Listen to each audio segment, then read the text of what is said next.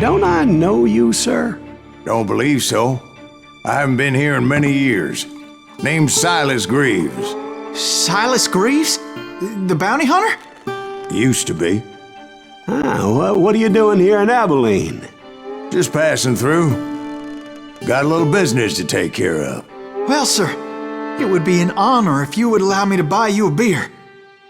Hell, son, it would be my honor to drink it. I'm Molly. Howdy. I'm Dwight. That's Jack and Steve. Ben's behind the bar. Oh, I bet you got some great stories. A couple. Any of them true? Jack, be nice. A few. What about your shootout with Henry Plummer's gang in Bannock, Montana? Is that where you started as a bounty hunter? That's what it says in this here dime novel. Don't believe everything you read in them dime novels, boy. First man I hunted was back when I was riding with Billy the Kid. You knew Billy the Kid? Damn right. That scrawny son of a bitch had no fear. Wouldn't back down for nobody. I heard he collected the 10 stars off any crooked lawman who crossed him. It was a war, boy. The Lincoln County War. And Billy promised his regulators would take the life of every bastard who helped bushwhack John Tunstall. Kid had a big chip on his shoulder and a hair-trigger temper. Made him dangerous as hell.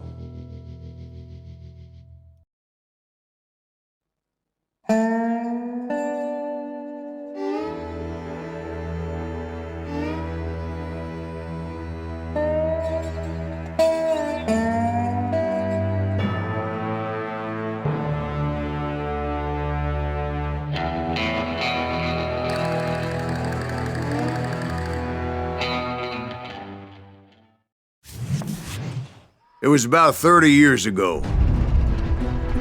Billy was hiding out in an abandoned farm near Stinking Springs. I threw in with the kid because the man I had sworn vengeance on was riding with Billy's enemies. But before I tell you why I want that sumbitch dead, let me tell you what happened that day. I was heading back to the hideout when suddenly I had this funny feeling. Funny, ha-ha? No, Steve. The other kind of funny.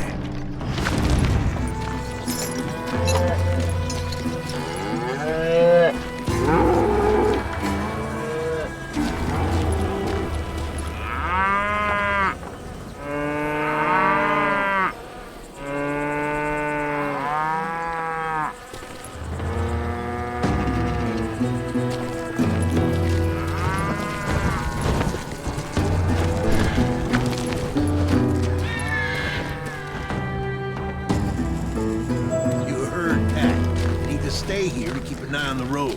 That's not fair. We're missing all the fun. I knew those two morons would never let me through. I had no choice. Who's that? Is he with us?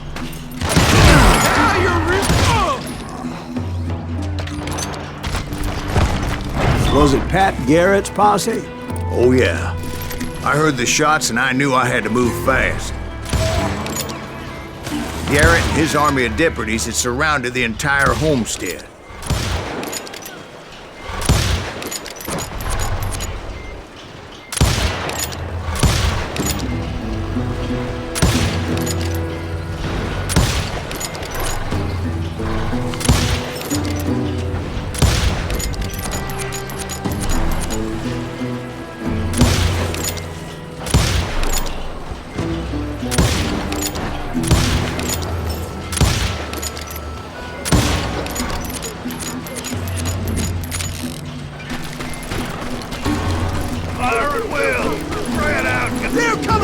I decided to help Billy and the boys out a bit.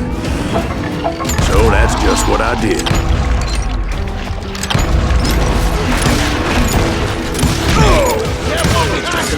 Stay on it! Cover fire!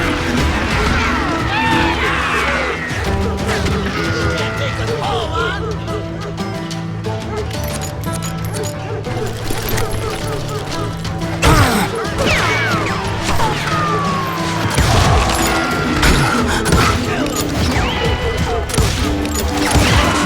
As the governor of New Mexico was paying for the kid's apprehension, Garrett was able to hire every gun hand in Lincoln County.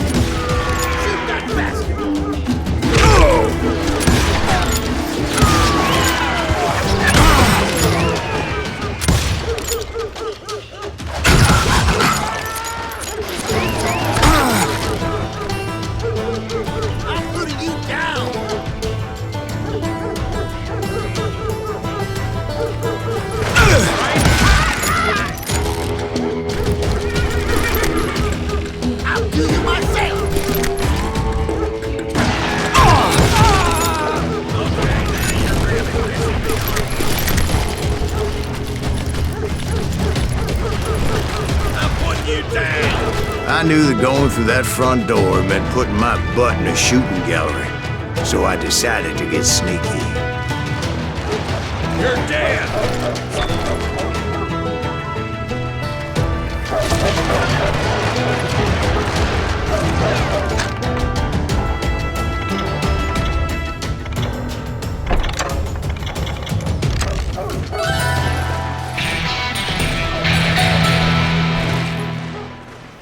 Watch out! He's one of them! God damn it, he's right behind us! Garrett's men were running around like a bunch of chickens with their heads cut Send off. these son of bitches running! Kill me too?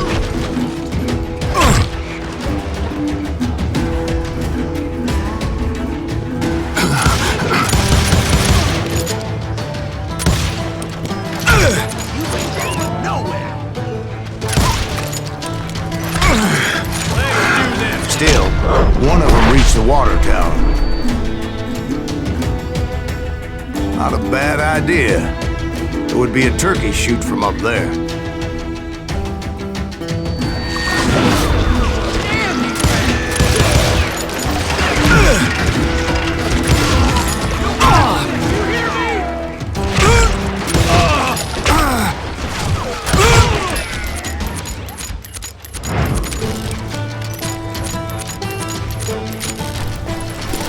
Luckily, these shooters Garrett hired weren't the sharpest tools in the shed.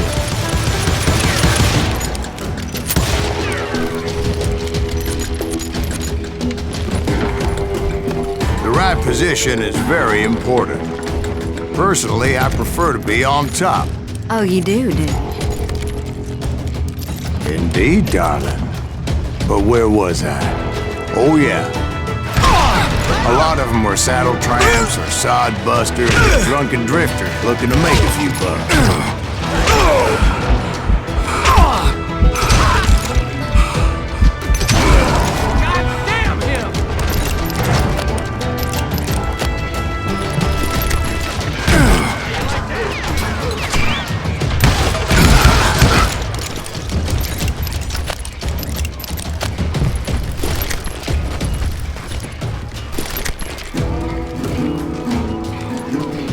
Then, I heard a friendly voice yelling at me from the window. Back door! We'll cover you! Watch your flank! Truth be told, things weren't much better behind the house.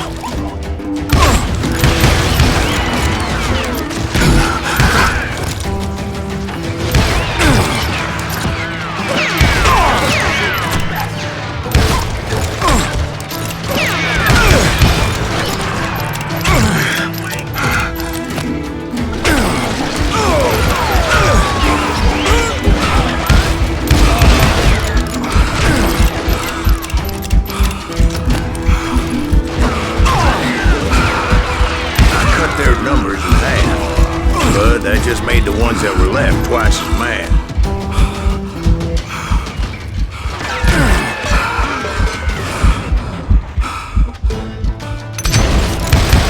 They made up for their lack of skill with a seemingly endless supply of ammo. You're done!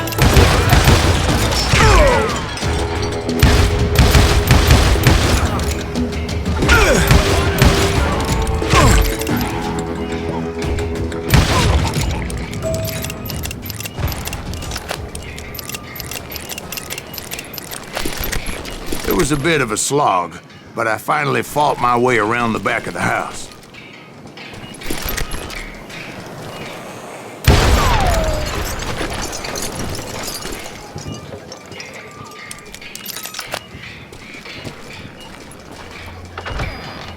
And like that, I was inside, none the worse for wear. I passed Dirty Dave, and upstairs I found Billy and Charlie Rat Bolton. in a trap! We've got company! How about that? Huh? You like that?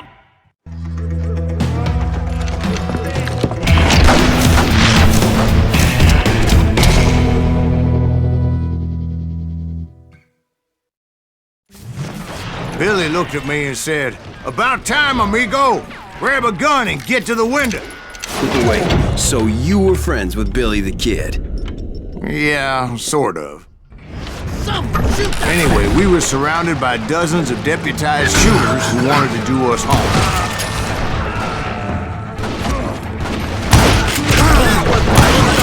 Dead or alive! I can keep this up all day. I'm telling you, Garrett's men were dropping like flies, but they just kept on coming. Take us all on! Where the hell Garrett go? He's missing all the action!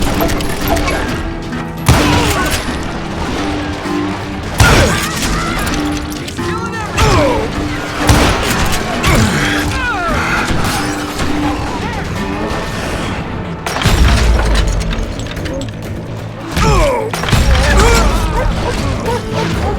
That's when Charlie got hit. "You're catching us in a crossfire," shouted Billy. "Get to the other side!"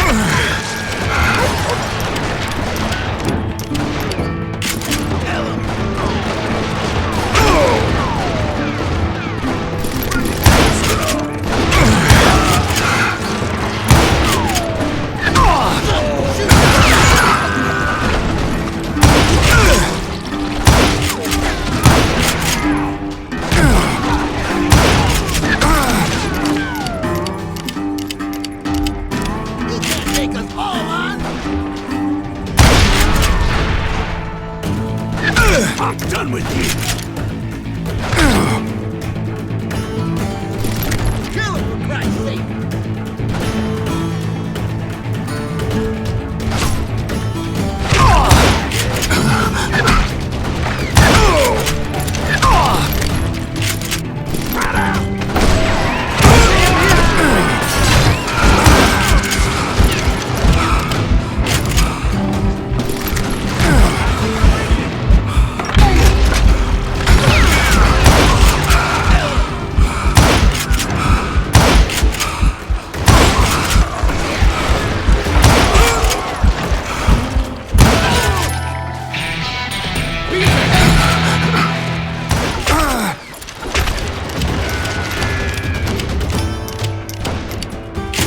Get out here, you coward!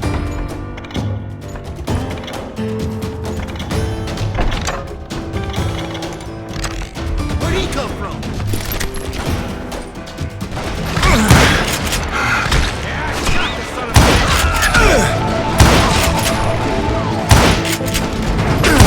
I don't know how many of those cocksuckers I personally put down, but it was pretty clear, even to Billy, that maybe discretion was the better part of valor. What's that mean? It means that it was time to cut and run. "They got a Gatling!" Billy shouted. "Get the horses and bring them round back. I'll draw their attention."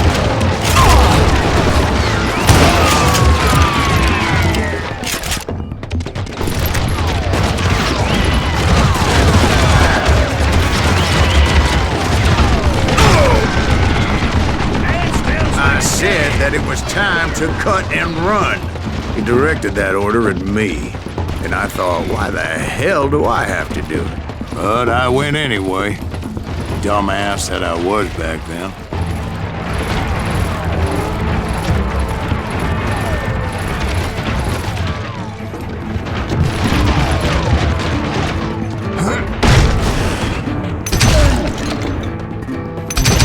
Wanna make you over! Those poor sons of bitches are Many dead! would have fled in my place. But I had that false sense of invincibility that many young men have. Like Jack here.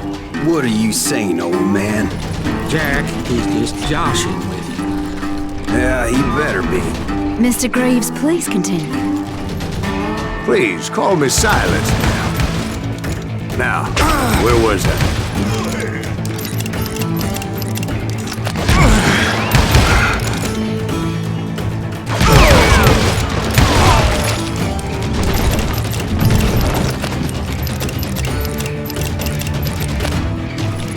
You were heading for the barn.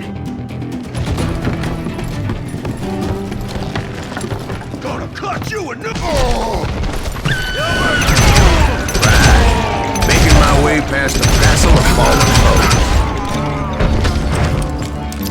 Sounds like Garrett hired a whole regiment of hired guns. Crossfire!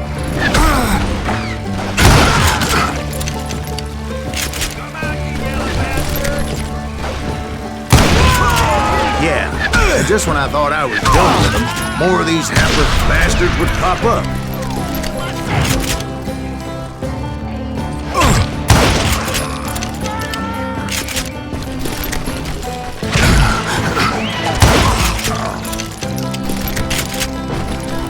Finally, I had the stables within my reach.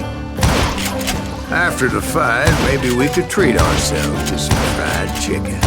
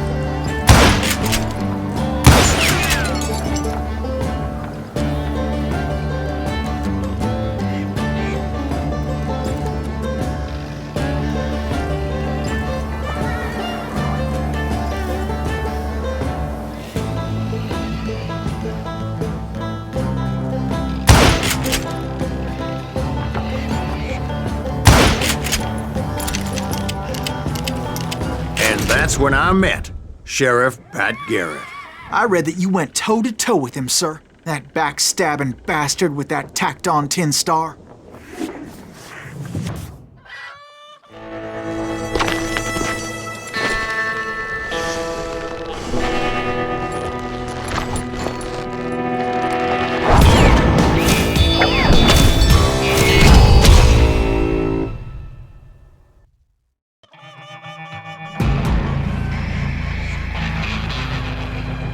Challenged him to a showdown.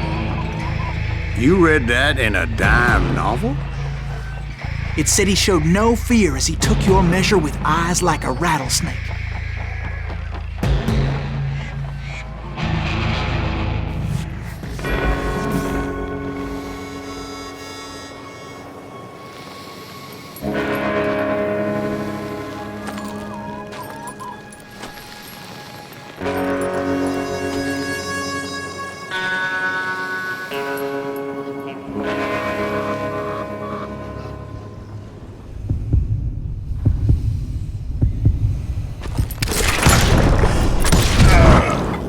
Killed him in a fair fight. Is that what that penny dreadful says? No, boy, that ain't what I meant when I said I met Pat Garrett. So let me start again. I finally reached those damn stables.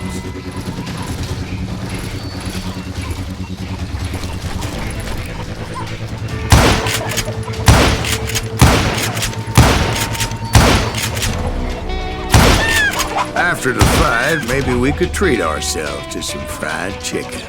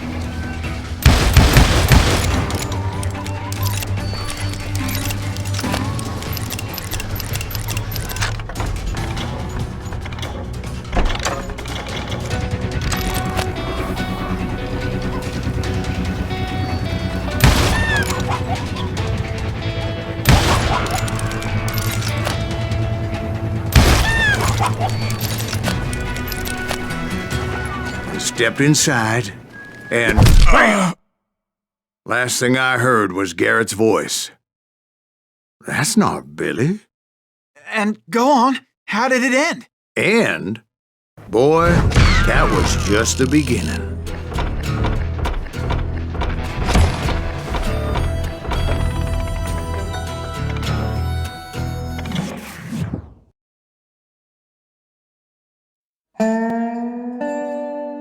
So what happened? Did Garrett arrest you?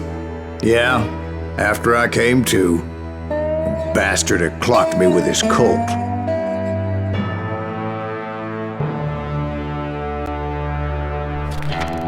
And the kid surrendered? When he realized there was no getting out of there alive. So they locked you up in Lincoln? Indeed they did. Sentenced me to hang right along with the kid.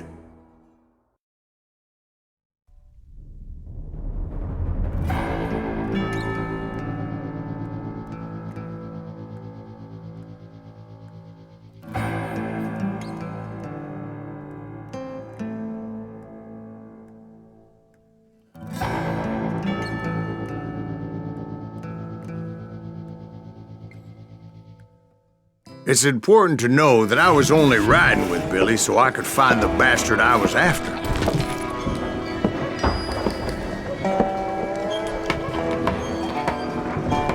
He was with John Kinney's gang, and they were sworn enemies of Billy's regulators. Why were you after him? I owed that son of a bitch a bullet for what he had done to me and mine. Instead, all I got for myself was a goddamn death sentence. Luckily, it was right around then that I heard Billy make his move. He shot Jim Bell and a few other guards as he made his getaway. Later, they wrote that some lady friend planted a pistol for him in the privy. What the papers didn't say is that Billy helped me escape too.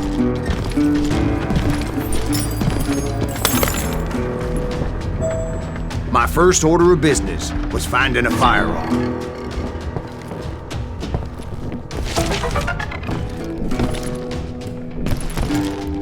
Luckily, I located Deputy Bob Ollinger's mean-ass shotgun.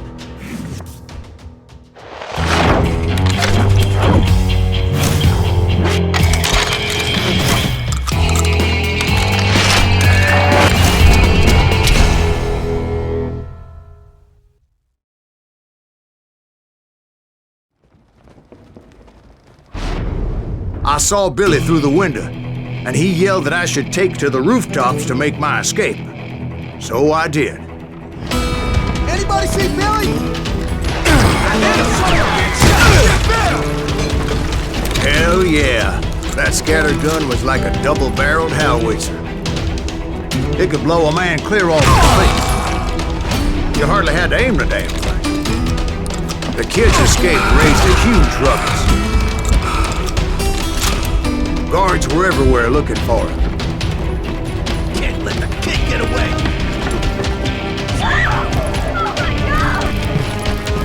Anybody see him?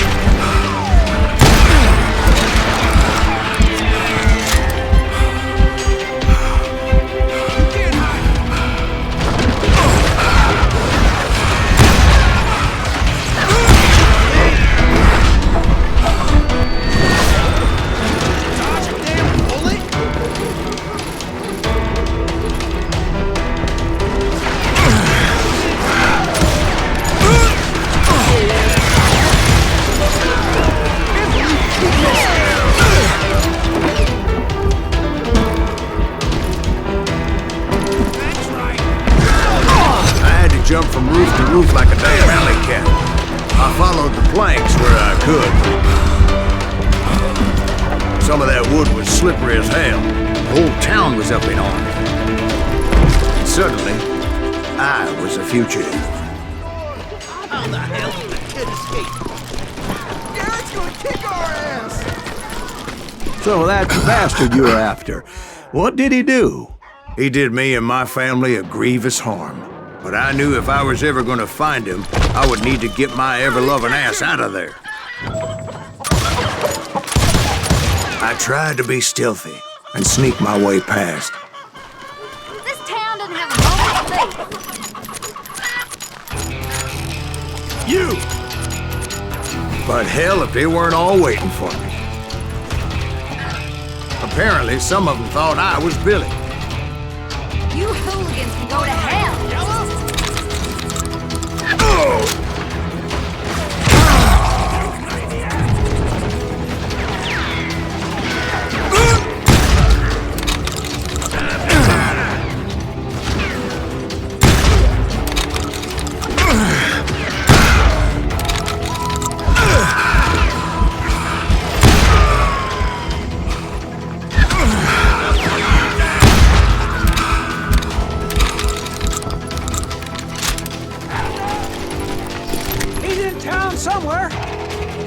See, me and the kid shared a certain similarity in build and coloring. I was just glad I had Deputy Bob's green-ass shotgun.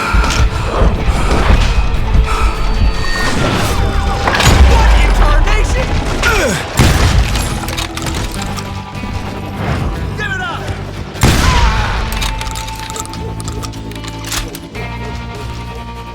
Get out here! They're shooting in the street!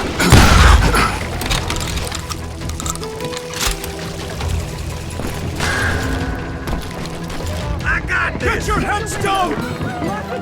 There's children. So much lead was whizzing by my head, it was like everyone in Lincoln wanted to put me in the ground. I knew I needed to find a horse.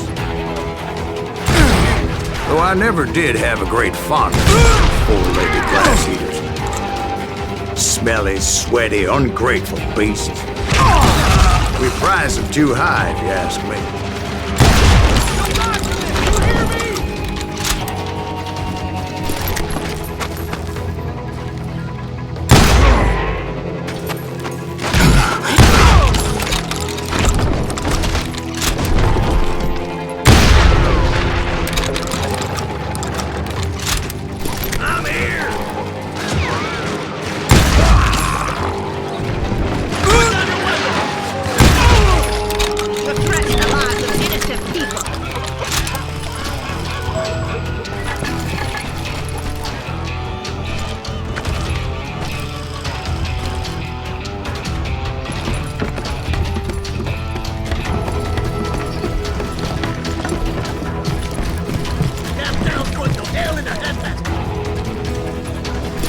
But where was the kid while you were busy getting shot at? Gone. And that's when it occurred to me why Billy set me free.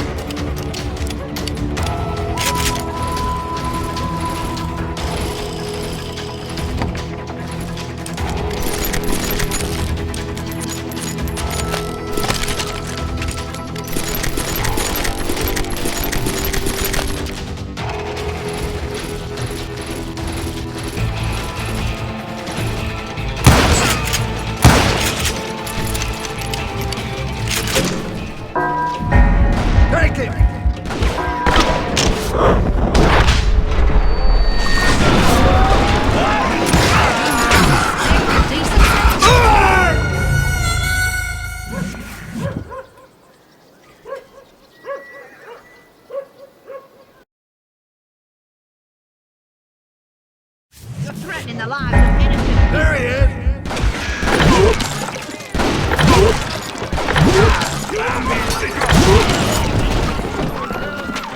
So I could be a hapless decoy and draw attention while he snuck out of town. Hey, I shot the son of a bitch!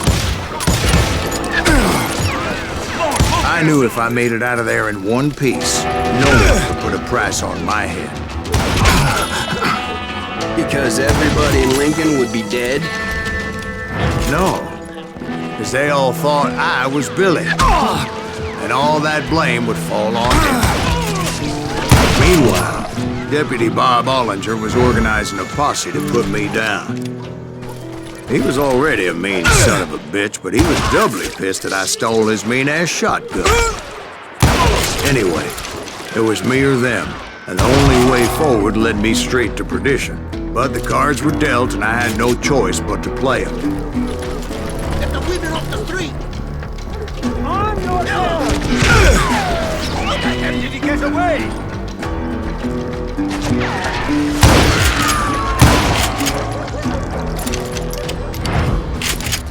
I'm here!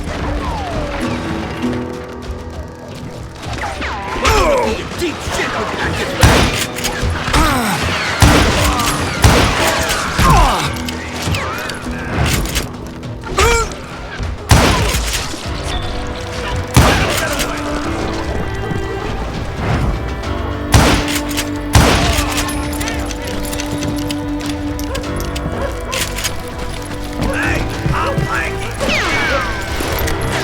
Finally, I found what I was looking for.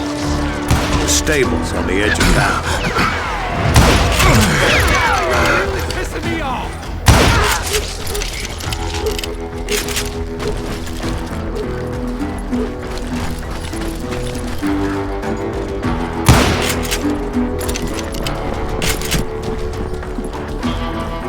I guess Billy saved your ass, taking out Bob Ollinger the way he did. Billy didn't kill Bob. Sure he did. He dispatched him right after he shot Deputy Bell. No, sir. Because Bob came right up behind me, angry as hell that Billy had lit out. "Hello, Bob," I said. "I think you better let me go." And he says, "I don't think so, boy. Not with my shotgun." So we stood there in the middle of the street, eyeball to eyeball. He intended to kill me, and I knew I had no choice but to defend myself.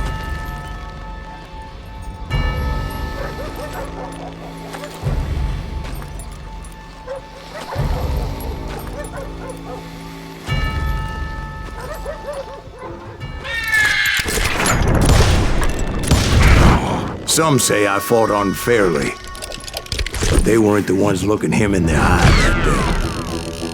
Pat Garrett gunned down Billy 3 months later, so his escape was all for naught anyway.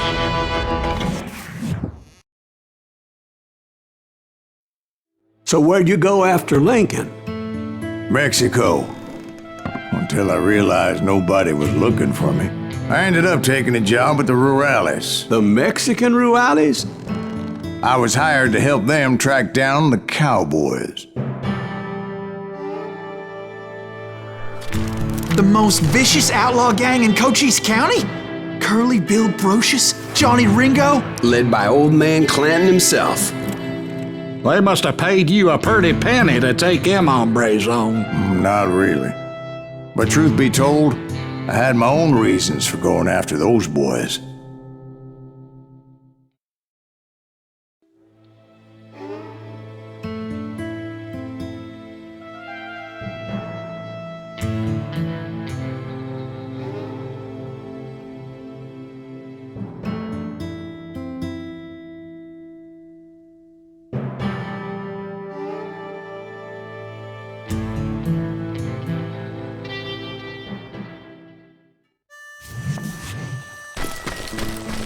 So was the bastard you were after now riding with the cowboys? Roscoe Bob Bryant was his name. Oh.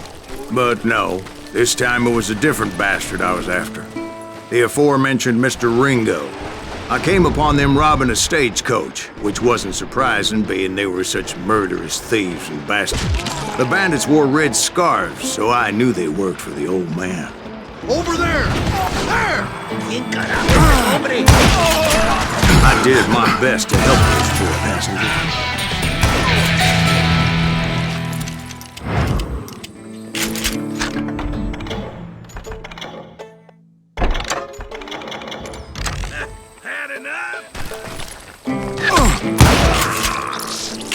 Moments later, the attackers were dead, and I checked the stagecoach to see how many passengers were still breathing.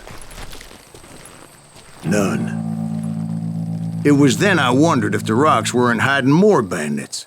Was that all of them? Or did I just hit the rear guard? I quickly got my answer. They attacked from on high like Apaches often did. They would appear in great numbers from above and rain down lead on their hapless enemies' heads, making use of the high ground and whatever else they had. Yep, the Apaches always appeared out of nowhere, and there never seemed to be an end to it. Hold on. Were you attacked by Apaches? What happened to the cowboys? Did I say they were Apaches? I said Clanton's cowboys attacked me Apache style. I was in a pitched battle, but I was holding my own against an overwhelming enemy force.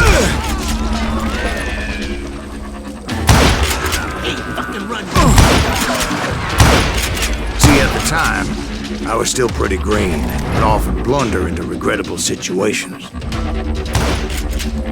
But I just kept shooting at anything I could see up in those damn rocks. I didn't see Ringo, but I knew he was with the cowboys. He and Roscoe Bob had done me a dreadful wrong, and I was determined to have my revenge. But to get to Ringo, I knew I'd have to fight my way past these other assholes first.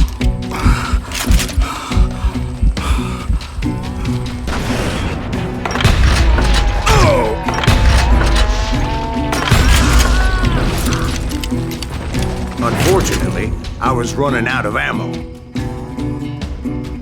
Another perfect example of my relative inexperience as a hunter of men. I immediately knew that a tactical retreat was called for, as my vengeful fury was much less impressive without the bullets to back it up.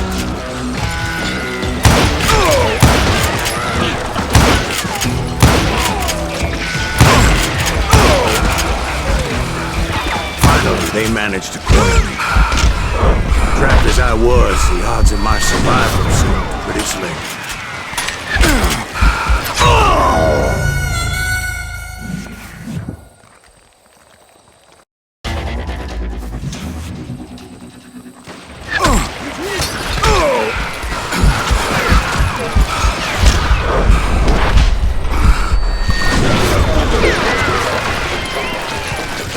Luckily, serendipity was on my side as I suddenly spotted a way out of my predicament.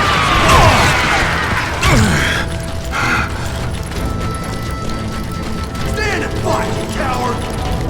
I ran ahead as if the devil himself was after me. Bullets were whizzing by my ears, but I wasn't about to roll over and die. I just kept running like there was no tomorrow. Because there wouldn't be if Clanton and his men caught up with me. As I was scurrying around those caves, I thought, what was I thinking? Going up against a gang like this?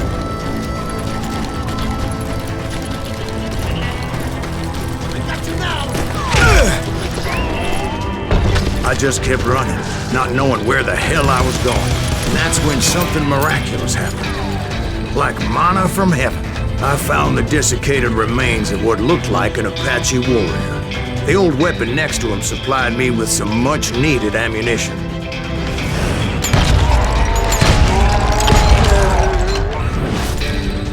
Bat Masterson once told me it was more important to be lucky than good, and he would know.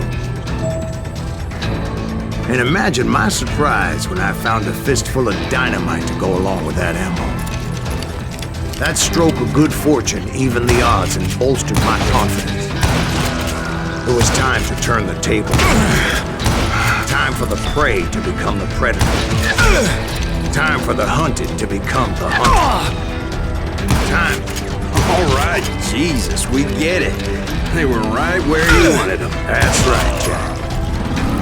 I was done running. And the old man's boys were not expecting that. No, sir. I came at them like a wildcat. My fury knew no bounds.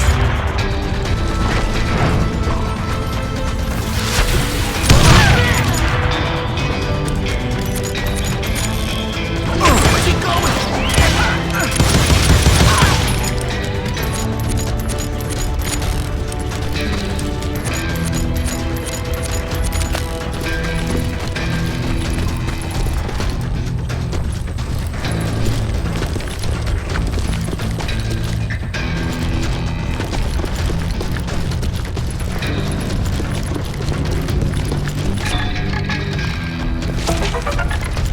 It was finally time for that old man to pay for his sins.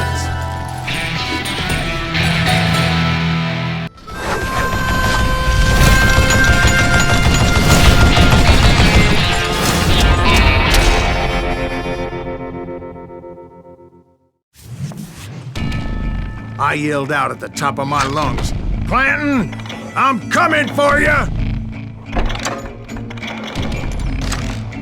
A little stealth might have made more sense, to be perfectly honest. Because that old fool had a Gatling gun and enough bullets to last him till kingdom come. But I knew I could not let that deter me. Not if I was to find and kill Ringo. I needed to get that old man off that gun.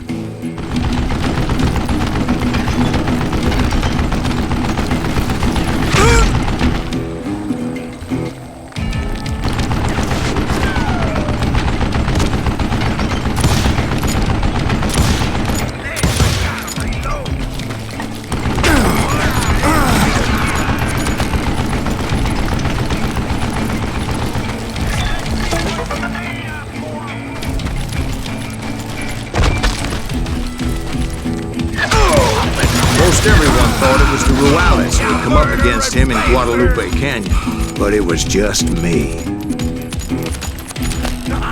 Ain't no place to hide from me.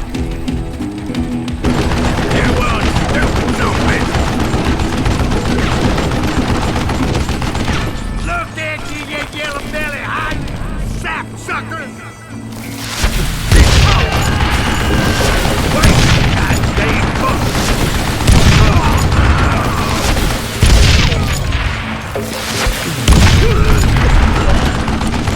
Where'd you get that? You're hiding from me! I don't know how you lived this long. Apparently, one of the cowboys made it out of there alive and told Ike and Billy Clanton that it wasn't a Mexican who took their father's life that day. They just assumed it was one of the Earps, and that little misunderstanding eventually led to that legendary gunfight at the OK Corral.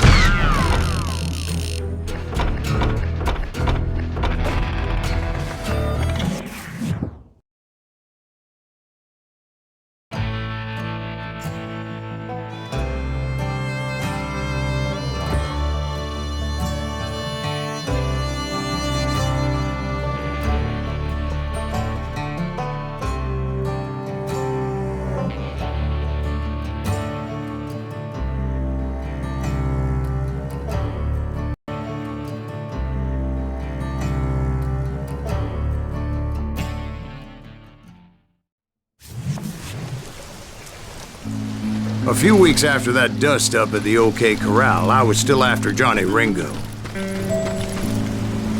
I had tracked him and the cowboys to their hideout at a sawmill, and they were loaded for bear. So what exactly did Johnny Ringo do to piss you off? Well, him and that other bastard. Roscoe Bob Bryant? Yep. They both deserve to die, and I promise I'll tell you why. Herb's coming! Get ready, boys. First, I need to tell you about the Cowboys' new boss, Curly Bill Brocious. Somebody kill him!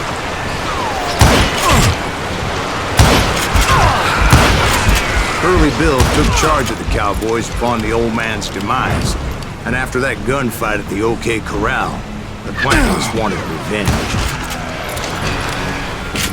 Show yourself, coward!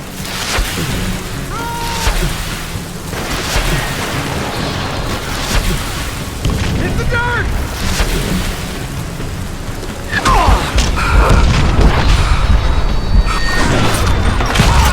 So they murdered Morgan Earp and grievously wounded his older brother, Virgil.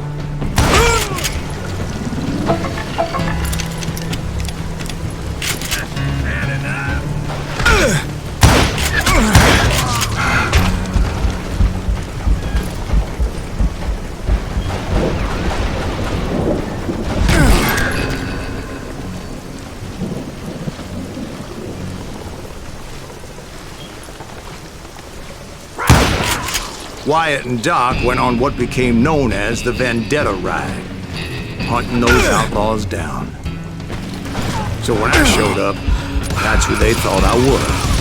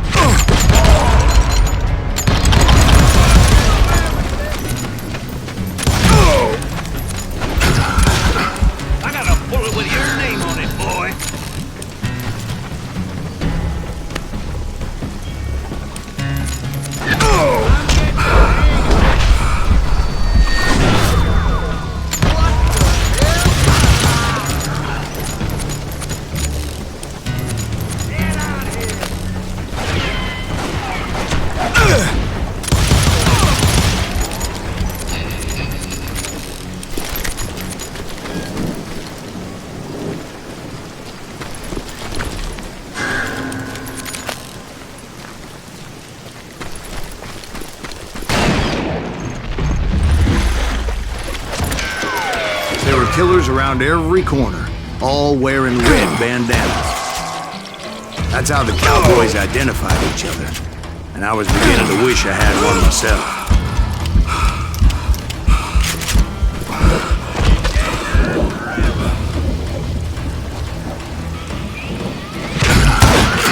But I wasn't about to let Ringo walk away unscathed, and that's what drove me forward.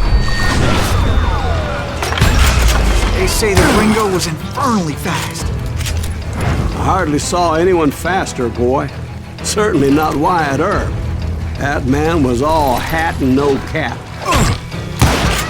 Earp wasn't much of a match for him, but Doc Holliday might have taken him. That Lunger should have kept his nose out of it. They never charged anyone for the murder of Morgan Earp. But everybody knew that Curly shot him in the back. That was common knowledge. Yeah, maybe so. But Ringo had nothing to do with it. He was just being loyal to a friend. Is that what you call it? Being loyal? Well, to get to that loyal friend, I had to pass by some buzzsaws as big as a man. Excuse me, sir. I have a question. What's that, Dwight? After old man Clanton died, why didn't his son take over the cowboys? Because Ike Clanton was dumber than a box of rocks and a yellow belly to boot.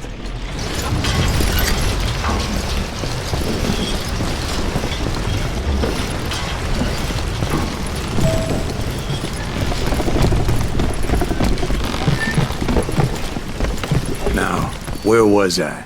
Taking down the entire cowboy gang single-handed. Indeed I was, Jack.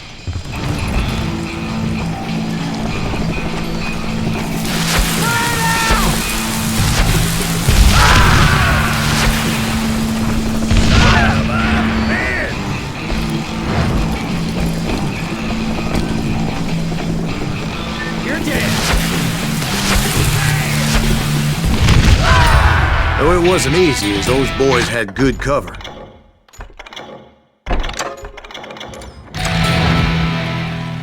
That's right. Run!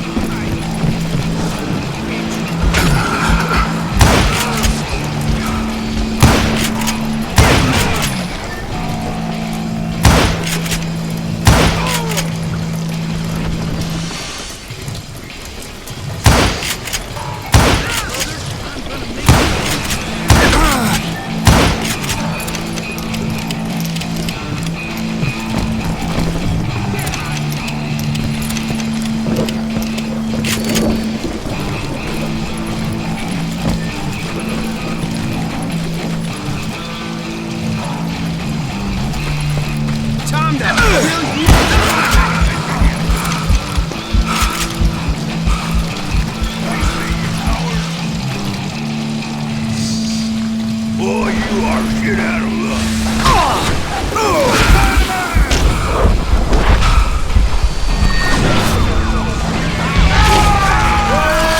There were carts everywhere, piles of lumber, and God knows what else for people to hide behind.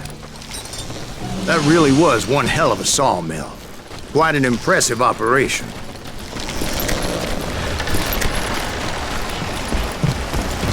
And where was Curly Bill? Did you see him? I'm about to get to that, Ben. Patience. I'm painting a picture here.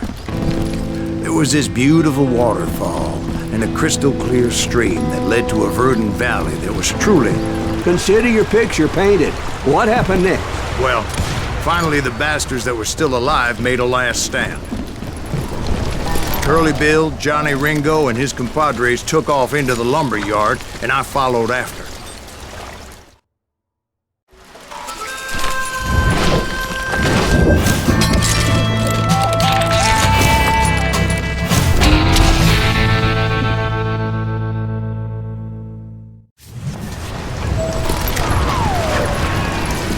Are you saying they ran?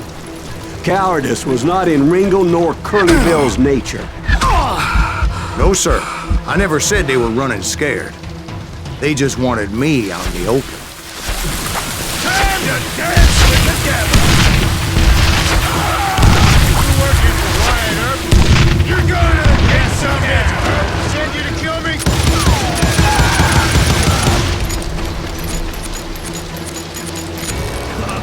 Come out wherever you are!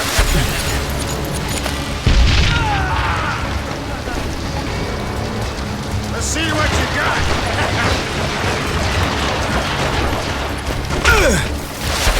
Shit! I can pay for that! Shit! This ain't my day to die!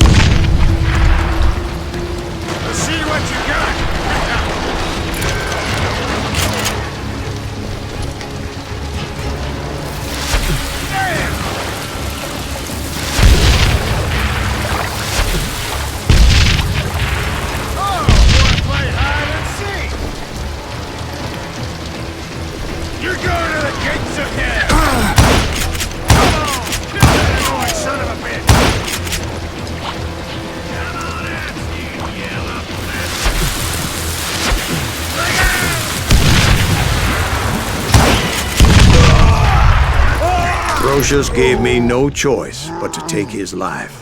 But Ringo was nowhere to be found. I knew you didn't kill Ringo, because he was found dead in a different location altogether. To this day, his killer is still unknown. Indeed. Took me a few months before I finally tracked his ass to West Turkey Creek Canyon.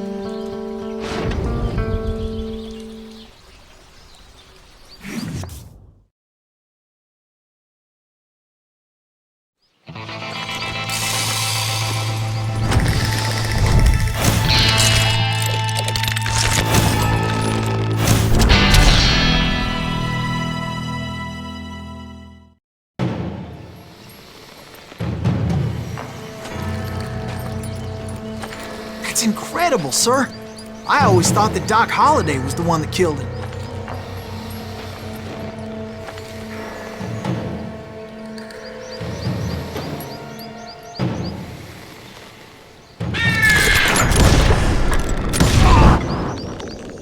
Sorry I had to ruin the legend for you, boy. But the legend ain't always true. Doc Holliday had nothing to do with the death of Johnny Ringo.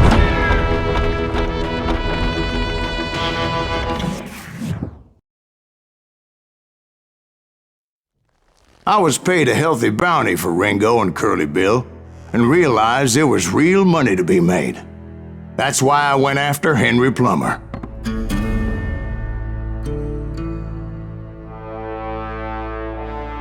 Now, wasn't he the sheriff who augmented his income by shaking down miners and robbing gold shipments? That's the one. Oh, yeah, I remember him. He ran that gang of thieving outlaws called the Innocents. So it's true that you went toe-to-toe with him? Indeed I did, son. Indeed I did.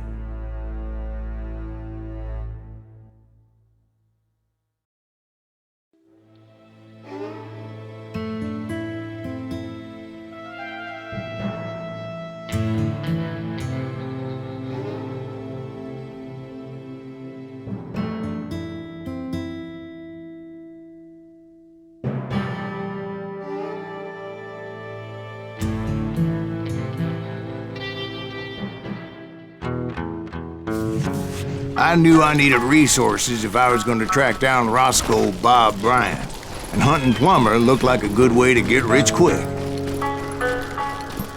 As the local vigilantes exposed him as the leader of the bandits, and put a generous price on his head. Plummer rallied his gang to plunder one last gold mine before making their escape, and that's where I thought I'd find him.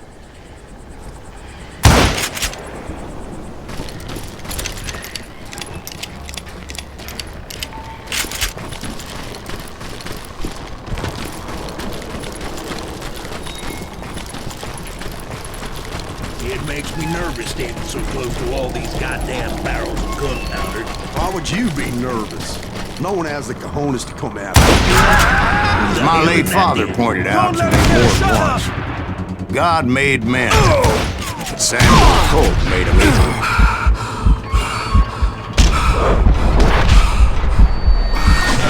You or me?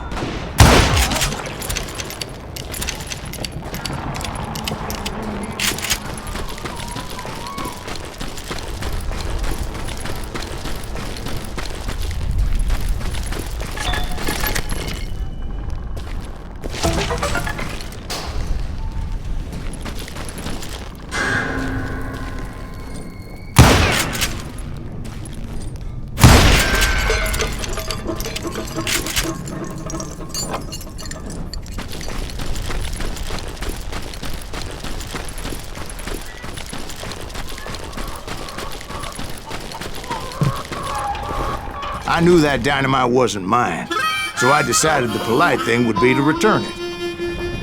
It was the biggest gold rush since Sutter's Mill in '48. Unfortunately, prospectors weren't the only ones drawn to those riches.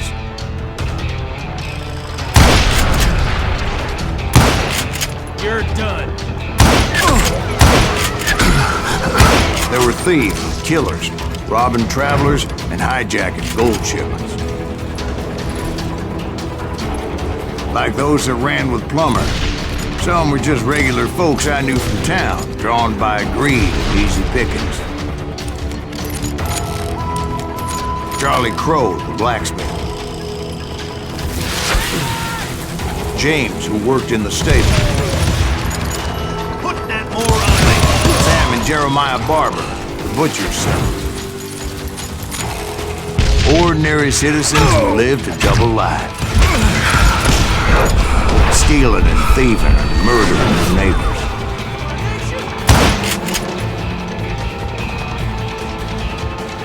I'm putting you down.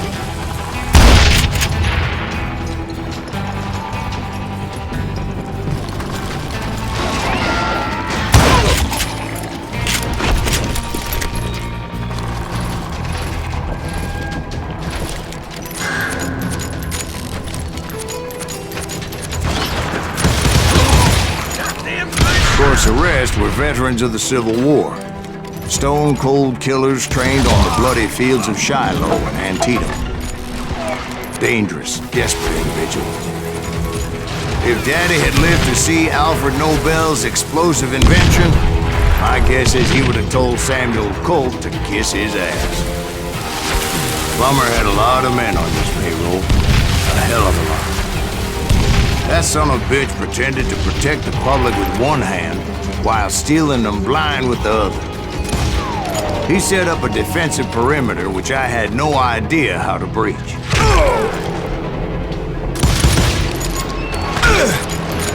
This is our goal now.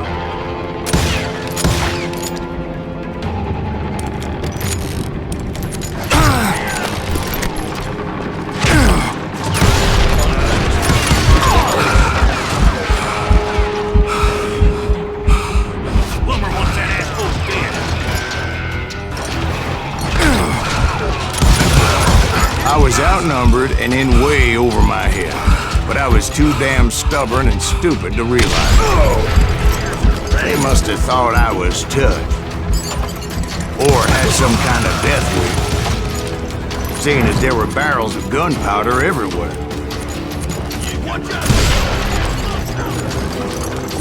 One stray bullet, one stray spark, and I'd be blown to hell and gone. Did I have any second thoughts about what I was doing? No.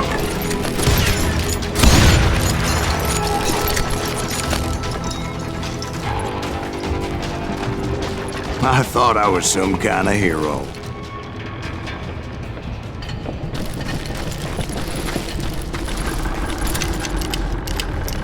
I finally made it past and headed on to meet my destiny.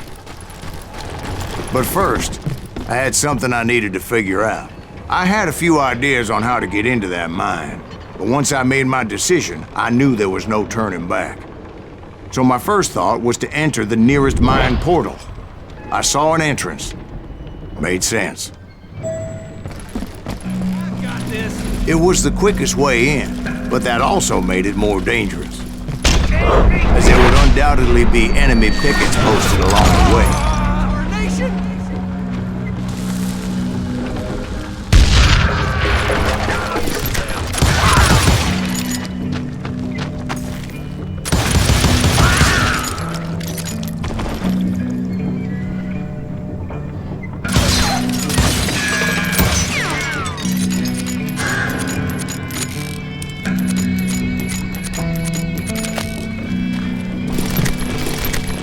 Besides, once you enter a mine like that, it's easy to get all turned around. And that confusing maze of corridors wouldn't even be the worst of it. Some of those shafts could be as deep as hell.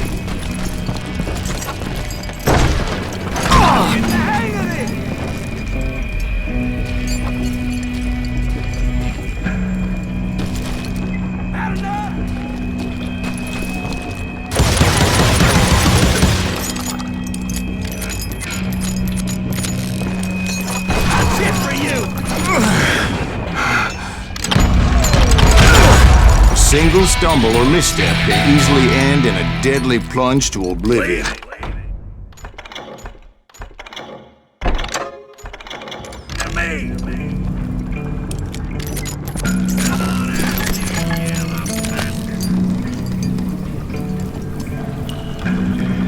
Time to blow your shit up.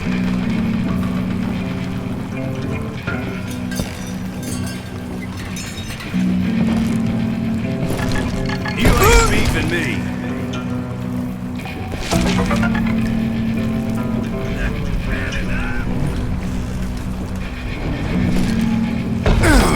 You must be about out of bullets.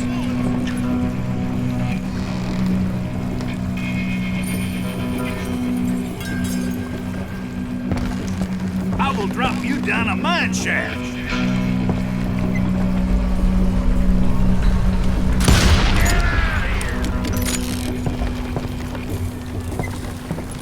I do not deserve to die like this.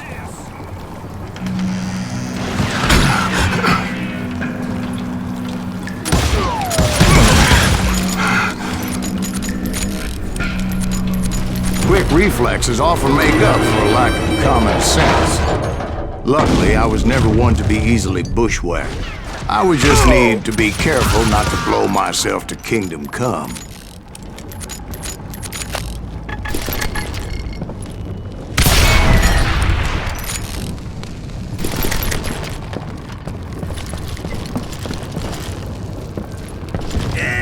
With all that gunpowder and dynamite everywhere, a body has to know what he's shooting at.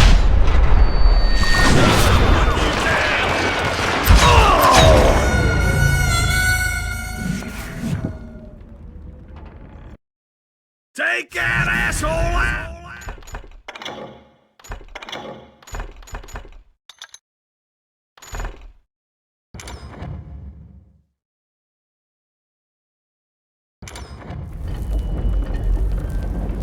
You can't hide forever!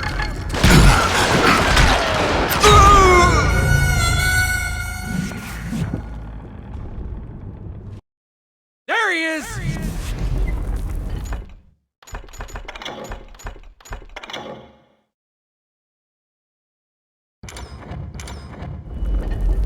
You can run, but you can't hide!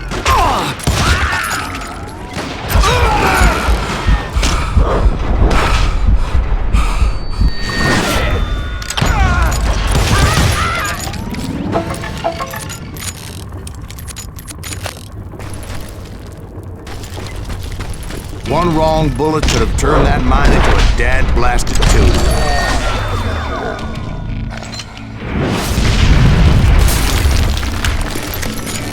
I freely admit that my plan of attack was not just moronic, but clearly insane.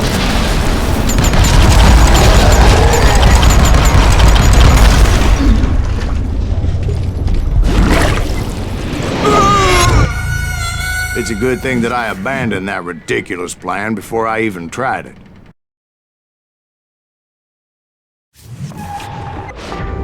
Instead, I spotted a ladder, a way into the mine from the opposite side.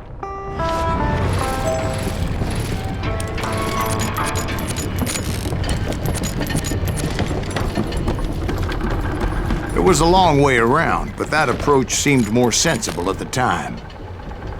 Of course, being I had a problem with heights, that scaffolding scared the bejesus out of me. Climbing down that ladder required some caution, because even though I had a younger man's reflexes, no man can dodge a damn bullet while climbing down a rickety ladder. I needed to make a leap of faith, which ain't easy when you're suspended between heaven and hell. I was determined not to give up, however. That Sheriff Plummer seemed quite the despicable character. When the vigilantes discovered what the sheriff was up to, people were outraged. That 10,000 they put on his head would go a long way to helping me find old Bob. And I had made it my mission to settle that score come hell or high water.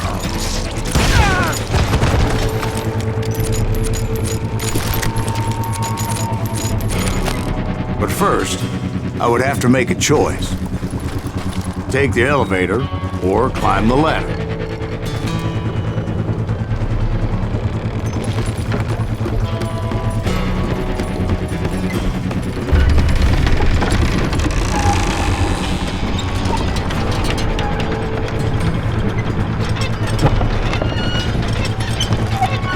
I wanted to use the element of surprise.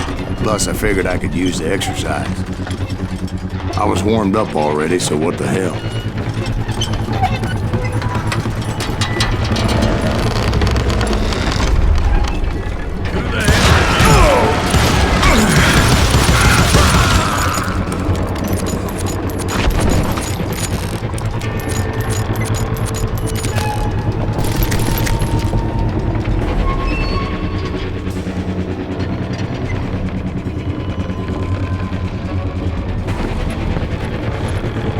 Plummer was a mad dog killer, and the people of Nevada City deserved better. Nevada City? I thought Plummer met his maker in Bannock, Montana. Right, well, he was the sheriff of both places at one time or another, but that's neither here nor there. The point was, taking him down would save a lot of lives, including my own.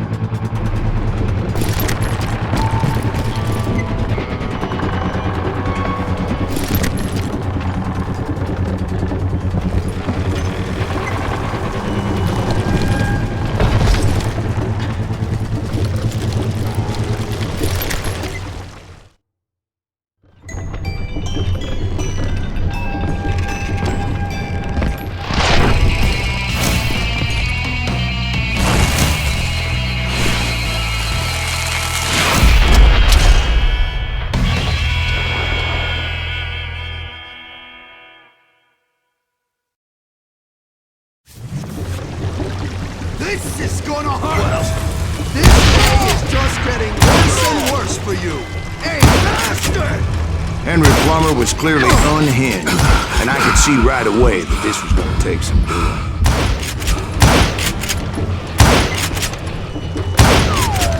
Why not just give up and die? That's this, son of a bitch! You ain't taking me!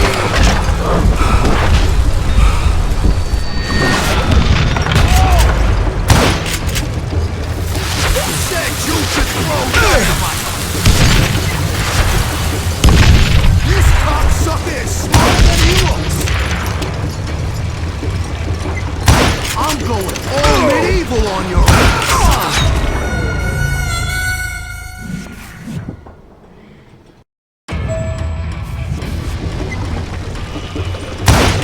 They're gonna bury you in a million pieces!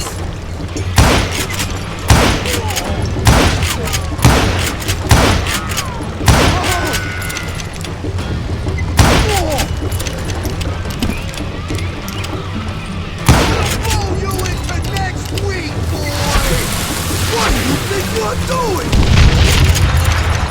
You ain't taking me!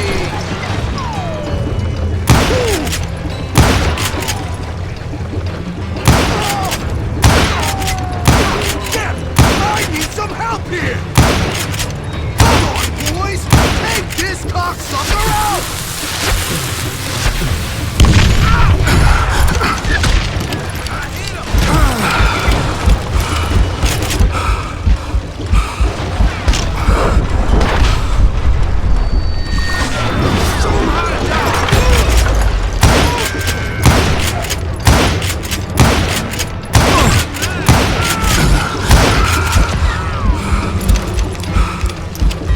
You just met your man.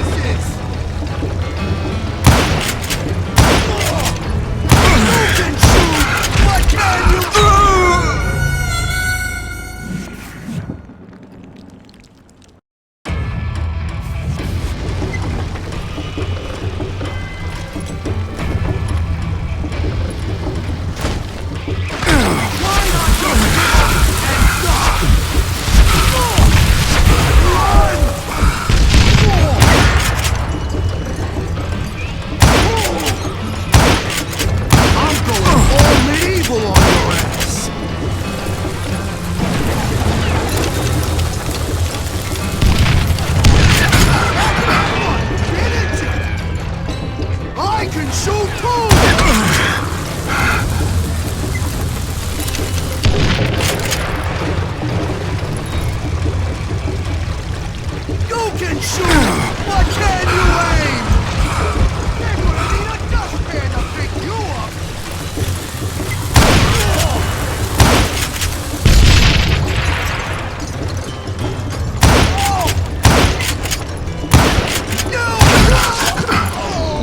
So that's how Henry Plummer died. Him and his crew were worth their weight in gold.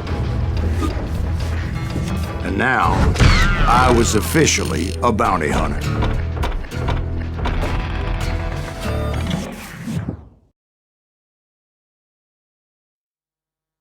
So, did you finally go after that Bob feller? Well, I heard word he was in Kansas with John Wesley Hardin. So that's where I went. Where in Kansas? Abilene. Why do you ask, Ben? No reason. Was Hardin as fast as Ringo? Ringo was fast, but John Wesley was as fast as the devil himself.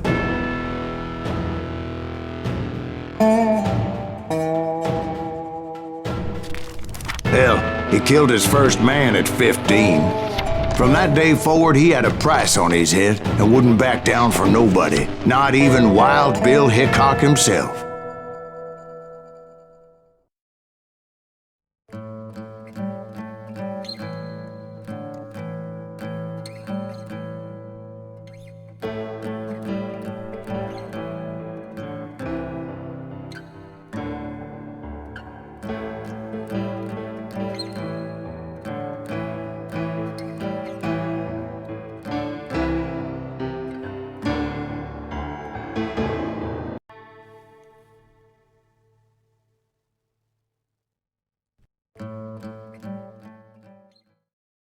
I dodged death many a time, and that night in Abilene was no different.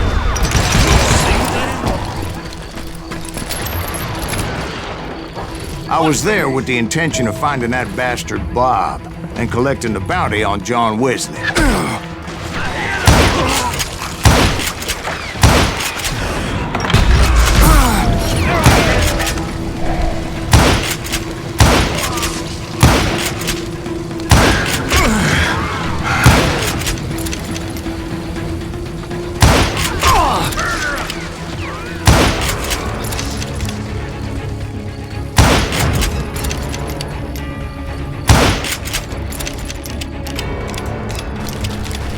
You're done. I thought the Texas Rangers got Hardin. Yeah, that's what they want you to believe. It was cold in a witch's tit and a brass bra that night as I fought my way past his loyal compadres to the very same saloon we're sitting in today. Look around and imagine this place painted in blood. Hardin was waiting for me, and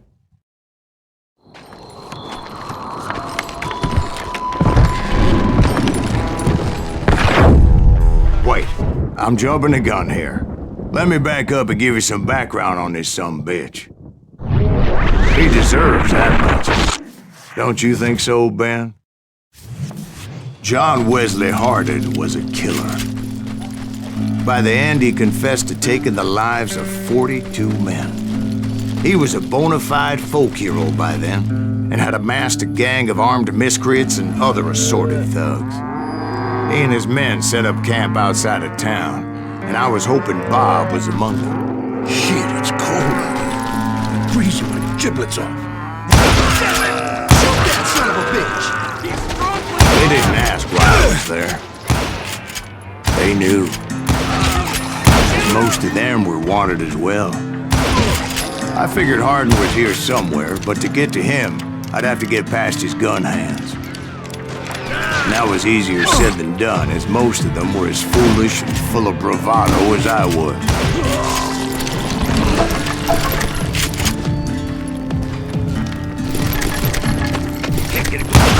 I had to spill a lot of blood to find out Hardin wasn't in that camp. He was carousing in town with his closest friends.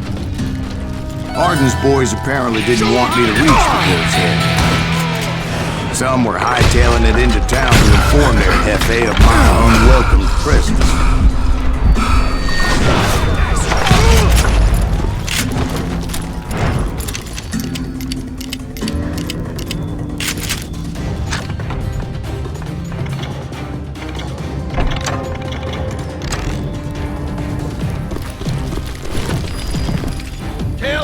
Someone's coming for him! Stop that sumbitch! Let the boys know we got another law dog.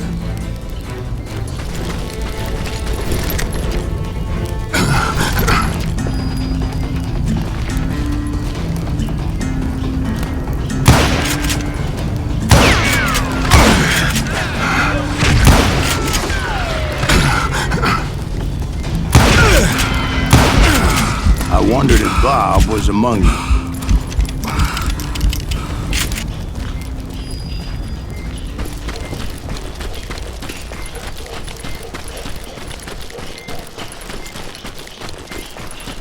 And I steeled myself for the fight ahead. For as good as I was, deep down I wondered if John Wesley wasn't just a little bit better. Before I could test my mettle against Hardin, however, I would first need to dispatch his cadre of hired killers. Most of these degenerates were beyond redemption, but John Wesley might have been a different story. God damn him!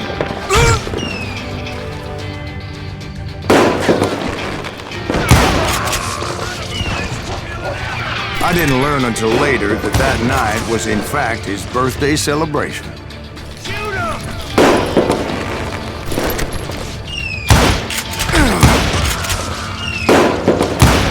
God damn you! Watch where you're shooting!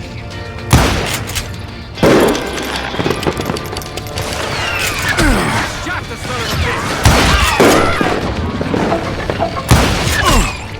There he is!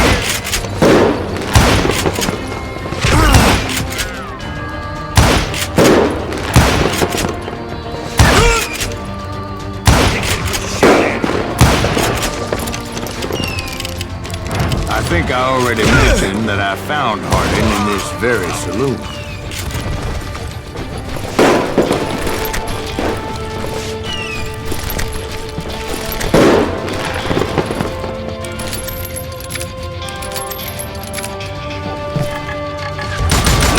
Suffice it to say, nobody there was happy to see me. Shoot him! Shoot him!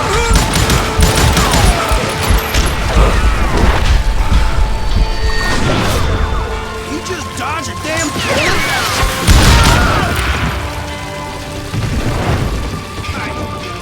Son of a bitch.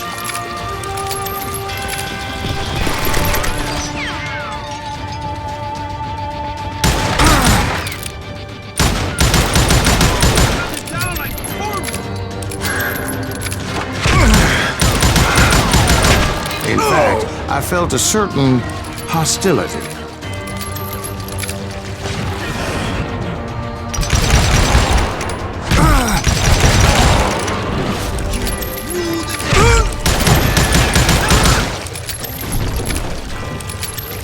You better hide.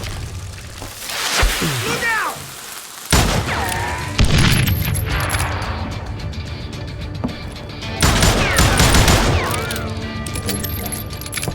You bastard! I was disappointed that neither Bob nor John Wesley were among the dead. But that was short-lived, as a moment later I was facing down the fastest gun in the West.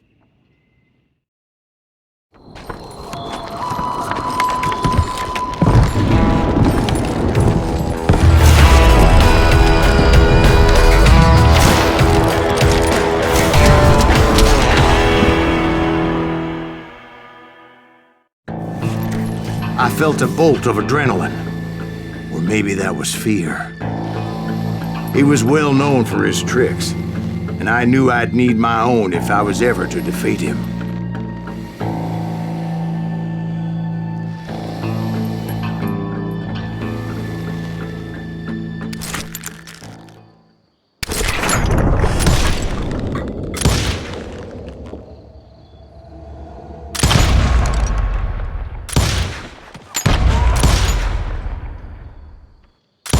That man was faster than greased lightning, But being inebriated as he was, he didn't count his shots. And now, he was at my mercy. So he didn't die? No, I sent him to prison. Years later, after he was free, some restless avenger took his life. Shot him in the back in a saloon just like this one. Anybody up for another beer? Ben?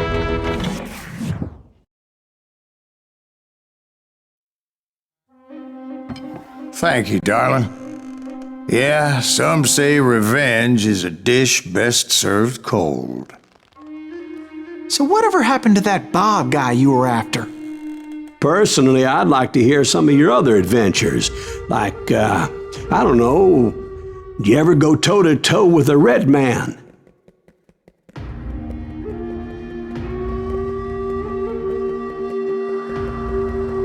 Yes, I did, Ben. I remember once I was after this renegade Apache, Grey Wolf. Strangely enough, revenge was also his primary motivation.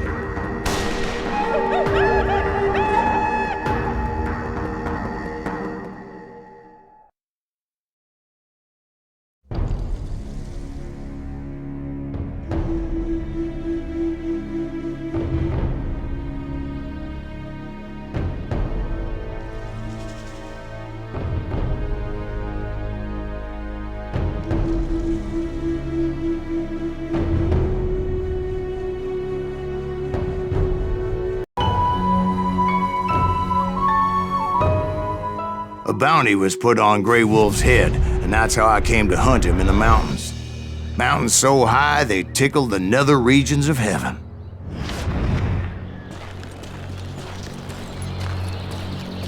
Grey Wolf was a Chiricahua Apache medicine man who had led a war party in revenge for a massacre against his people.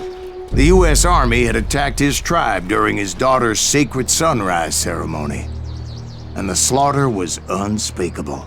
I understood his anger, as there's nothing more traumatic than seeing those you love die in a cruel and painful death.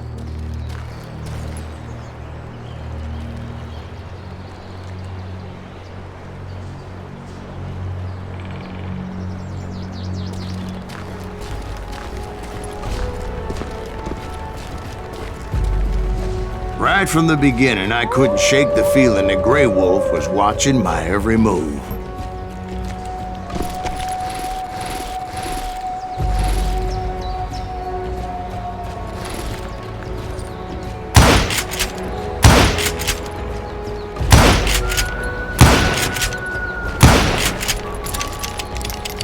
He led a band of young Apache warriors who wanted retribution and were more than willing to die for him.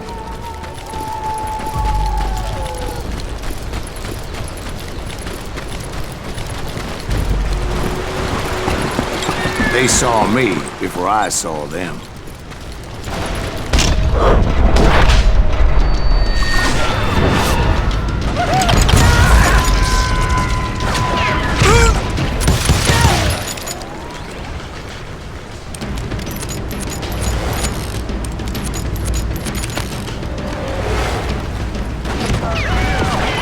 Crossed my mind that maybe this wasn't such a good idea.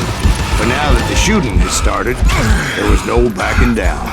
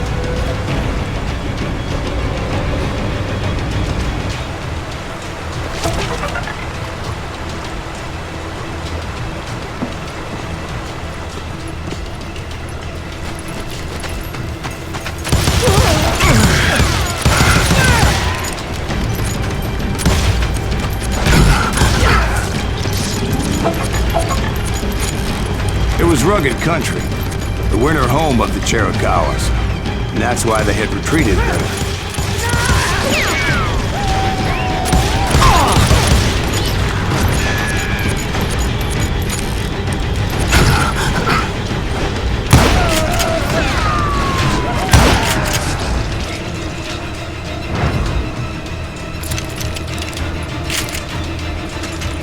I admit to having some regrets about going after them the way I did. But then again, I got a lot of those.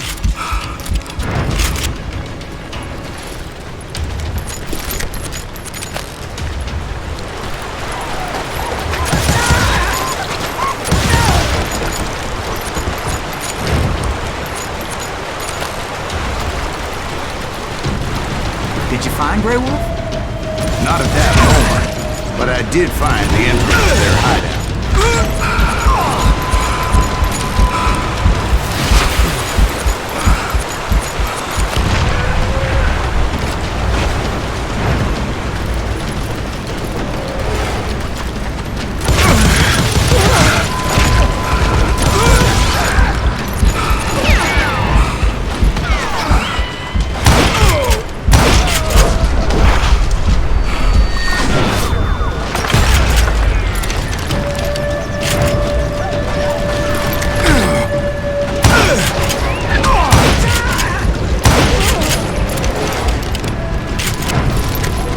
Deep crevice that led to a deeper cave.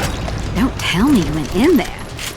Yeah, but it's not out of bravery so much as pure, angry cussedness.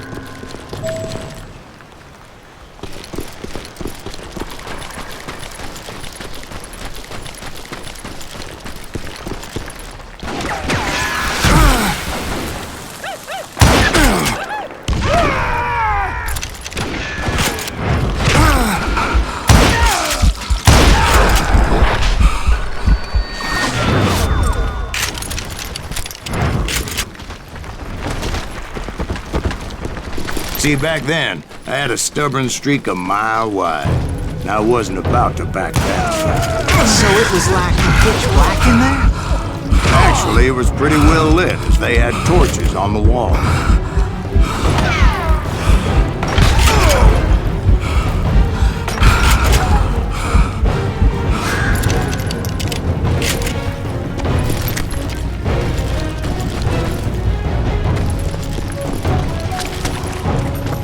How big was his cave? Big as hell, Ben. Chiricahua had hid out there during the Indian Wars.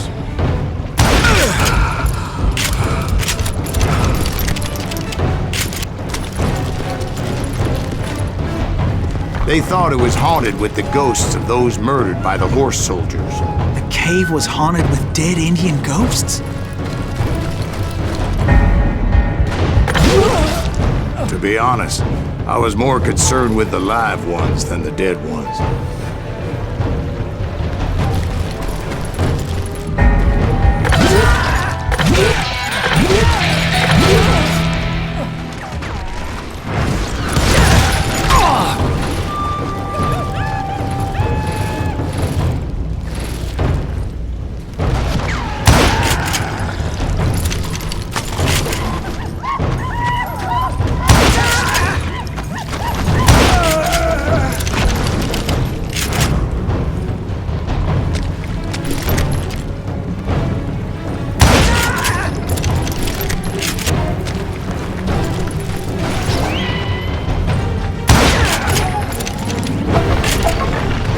How come you know so much about Indians? A few years back, I was married to two Mescalero women. At the same time? Yeah, they were sisters. Polygyny is traditional among the Mescalero. So what happened? Oh, I had to get out of there. Those girls never shut up. Both of them nagging at me all the time. Drove me half crazy. Haven't seen them since. No, I mean, what happened with Grey Wolf? Oh, well, I pursued him into the Cave of Death.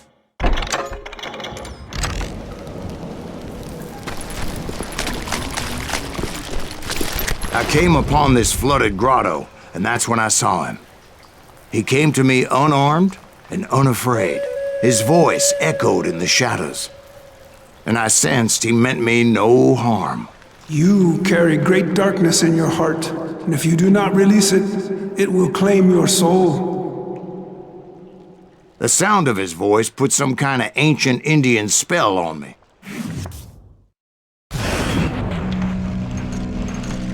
As his story unfolded in my mind, You will come to this place again and kill many more men, and the darkness will grow until it consumes everything that you are. The soul will have no rainbow, the eye have no tears. he said I was a great warrior, a coyote man, unequaled by any other pale-faced warrior, or something like that. The snakes will bite shadows of your past until a venom poisons your heart, and an echo of the song of the dead summons the spirits deep from within the mountains. I didn't quite get what he was saying, but there was definitely snakes. And indeed, his warriors surrounded me and attacked me like hungry wolverines. They couldn't stop me, though, and Grey Wolf wasn't in the mood for idle talk.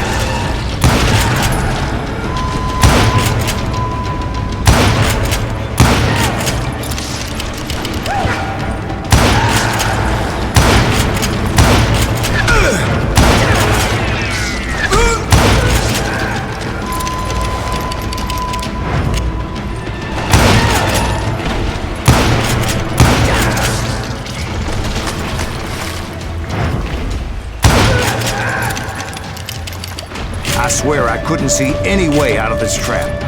But suddenly, one just appeared. Kind of like a miracle.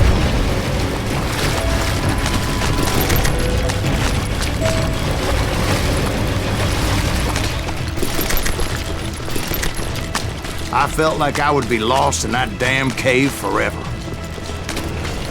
Finally, I found myself back outside, perched on the edge of a precipice, overlooking a thundering whitewater river. To get where I was going required several leaps of faith, but no way in hell I was turning back.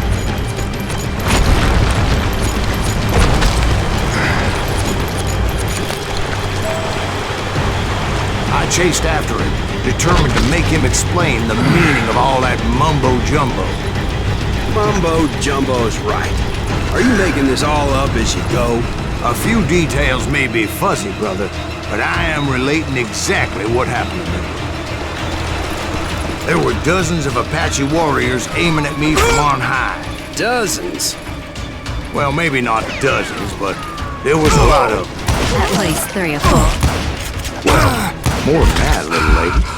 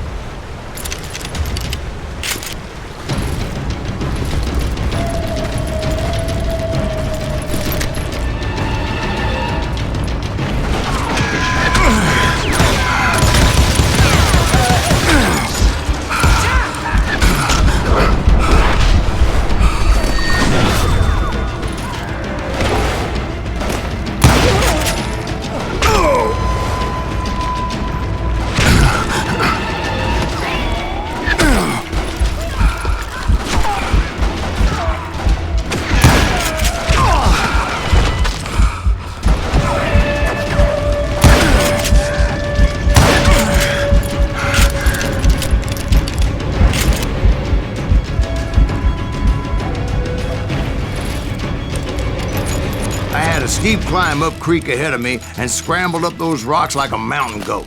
I was determined to locate Grey Wolf and find out exactly what the hell he was trying to tell me.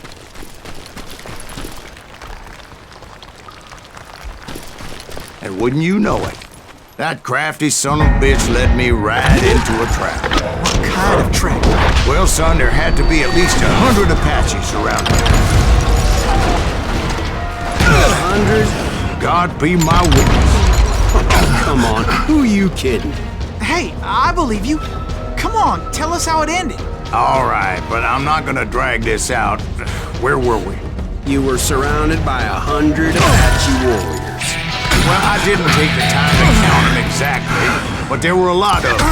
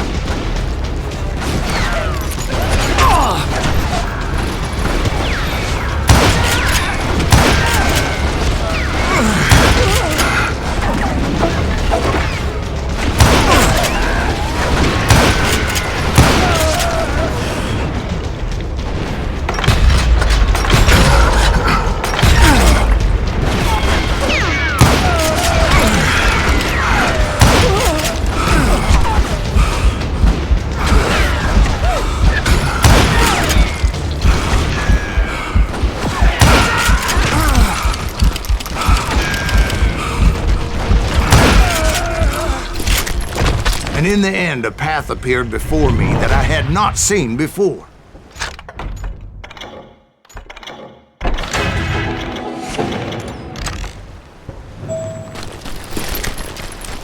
I followed it as I desperately needed to find out what Grey Wolf was trying to tell me. But it was like that son of a bitch disappeared into thin air.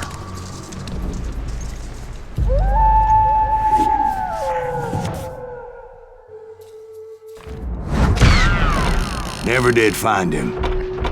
And never did collect my goddamn bounty. Thank you, darling. It's interesting how the truth can sometimes seem might malleable, depending upon your point of view. Like how those dime novels make you out to be something you're not? Jack, don't be starting trouble. No, he's right. They do tend to exaggerate. Did they exaggerate your part in taking down the Daltons? Well, I was there in the flesh, boy, so I saw what happened firsthand.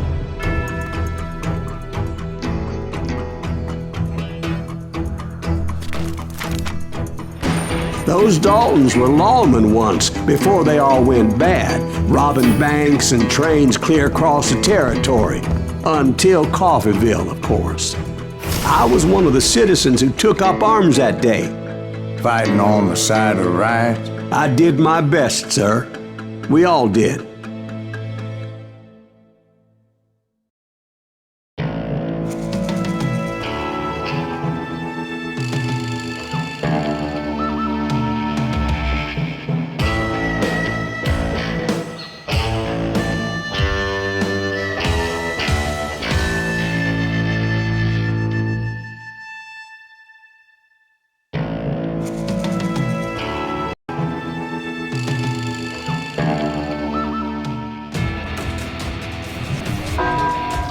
The bank teller tricked him, telling him the time lock on the safe wouldn't open till 9:30. Well, that gave the locals enough time to prepare an ambush for those sons of bitches.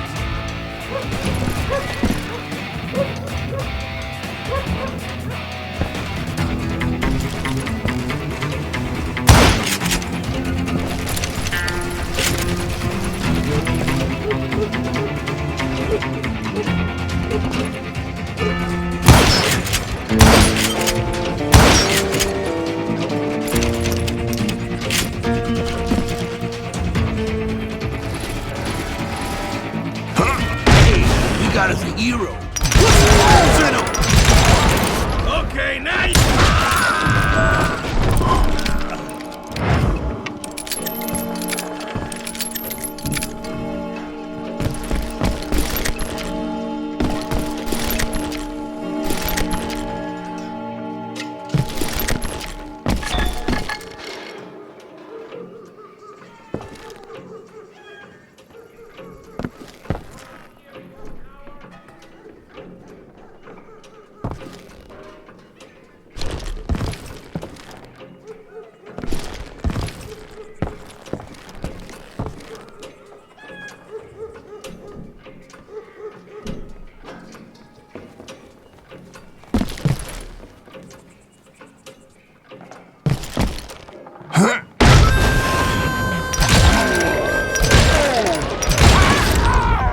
The brothers paid dearly for their stupidity, but everybody knows they had it coming. There's more to it than that. I read all about that day, so I know for a fact that it went down very differently. First of all, it was high noon. A posse of U.S. deputy marshals were on the rooftop across the street. Get ready, boys. They're gonna make a move. The raw men had been tracking the Daltons for months. Now they finally had them dead to rights. Among them was a bounty hunter feared by many a lawbreaker. The marshals tried to get the Daltons to surrender. They'll give up eventually. We just gotta wait till something bitches out. This bounty hunter knew that the brothers were far too proud to ever lay down their guns. You're a gun!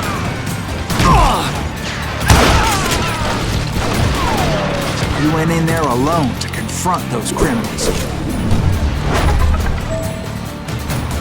One of the marshals shouted, "Where are you going? Are you crazy?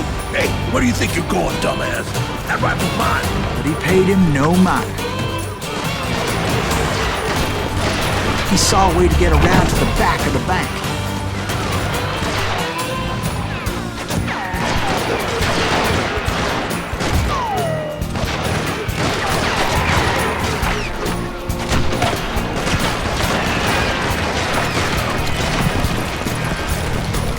Then he figured out how to hit the Daltons from a direction they weren't expecting.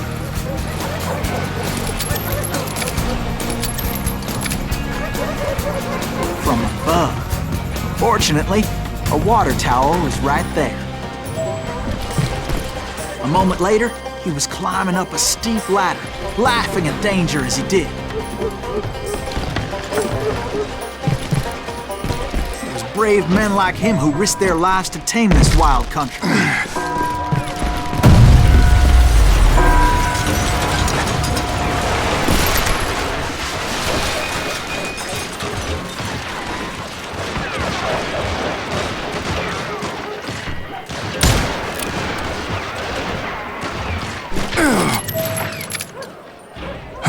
We've got company. Heroic men like him, who did what other men couldn't or wouldn't to make this country free. Like Jim Bowie and Davy Crockett, who died defending the Alamo.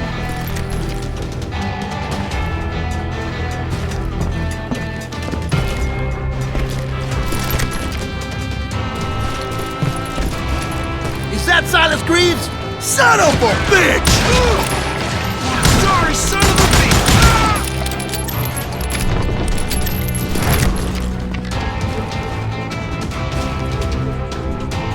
Had enough? You ain't stopping me!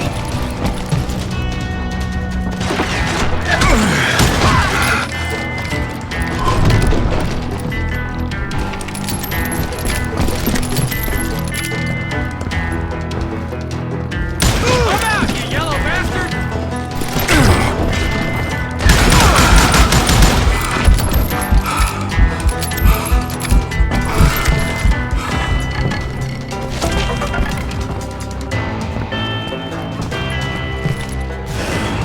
Over there! That's Silas Greaves! What the hell? Blam! He came away victorious, taking down those thieving Daltons.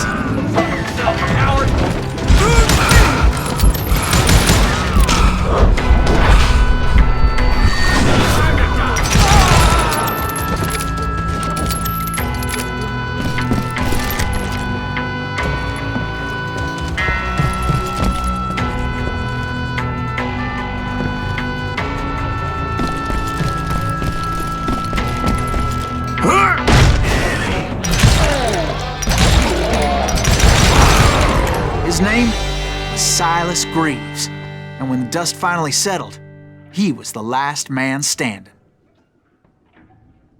Sorry, kid, but that just wasn't the way it happened.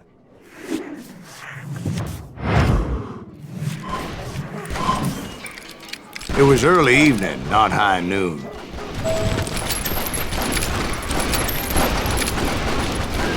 The Daltons blew up a safe, and were all set to hightail it out of there. Those pathetic deputies surrounding the bank were dropping like flies.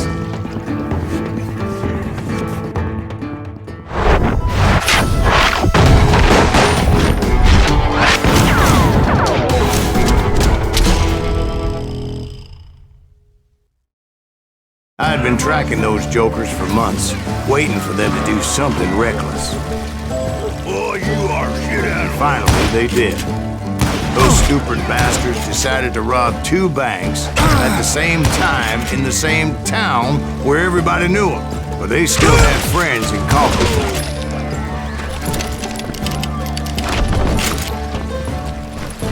You don't need a cannon! Go ahead!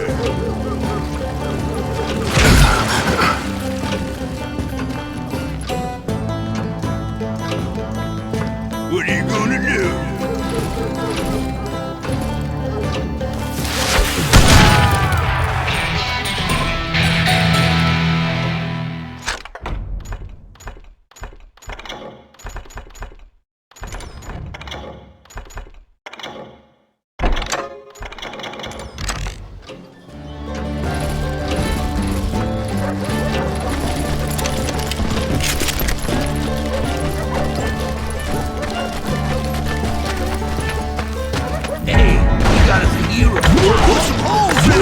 and those friends came after me like a pack of wild dogs, tooth and nail.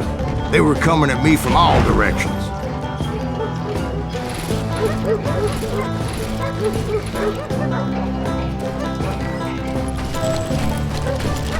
I caught sight of the Daltons running with the money and didn't want to lose them. Problem was, they knew the town better than I did. And to top it off, I found myself in the middle of another shootout entirely. Did the Daltons hole up in somebody's house? No, it was the Smiths, I believe. They were cousins of the Daltons, and they were shooting at the Browns, who were shooting at the Daltons. Which wasn't any surprise, because those two families have been feuding forever. And since the Joneses are related to the Browns, they shot at the Smiths, pissing off the Heimhoffers, whose daughter recently married a Smith. Well, bullets were flying every which way as all the old feuds in Kansas caught fire all at once. There was a hell of a lot of pissed off people in Coffeyville that day. But that's just the way life is sometimes. Shit happens.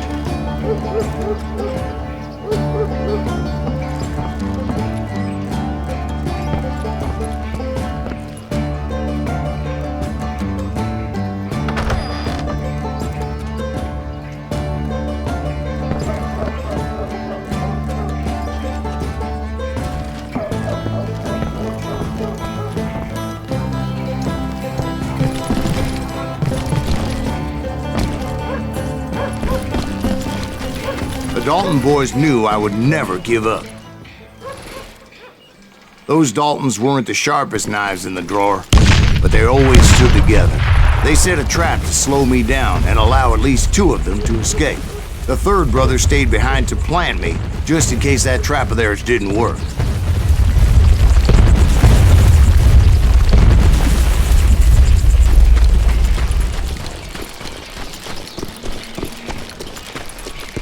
It was Emmett, the youngest, and he decided to stand his ground and face me down.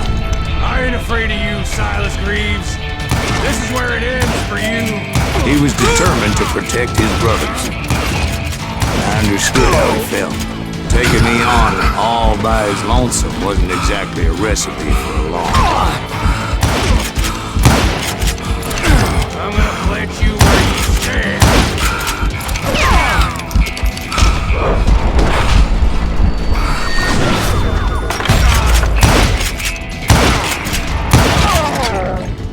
But Emmett Dalton survived the robbery in Coffeyville.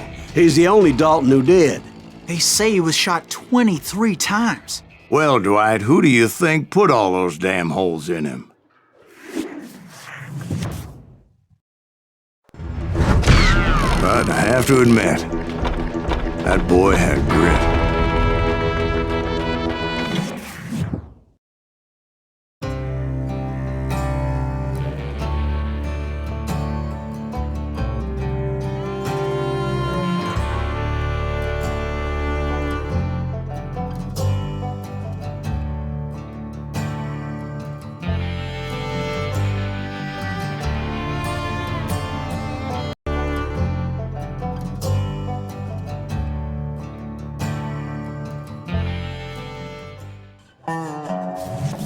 We'll get those suckers!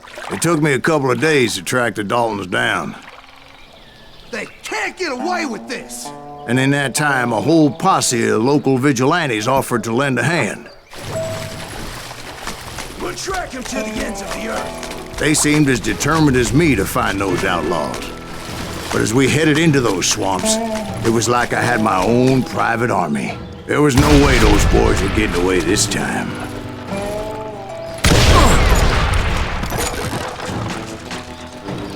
It was early fall, right? Beautiful time of year. At least you had the weather on your side. Not by my recollection. It was damp and foggy as hell. It was tough to stay on a true course, so we kept an eye out for landmarks.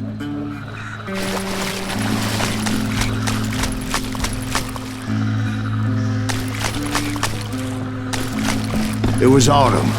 The maple trees were in full color, red as blood.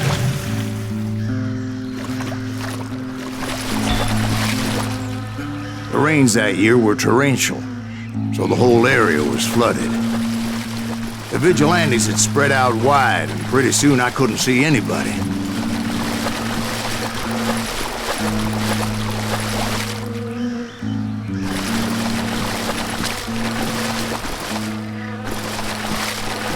Bury them in the swamp! Plant them where they stand! Except for some bitches ahead of me wanted to do me harm, so I had to face them alone. I wondered why my compatriots didn't come running when they heard the shots.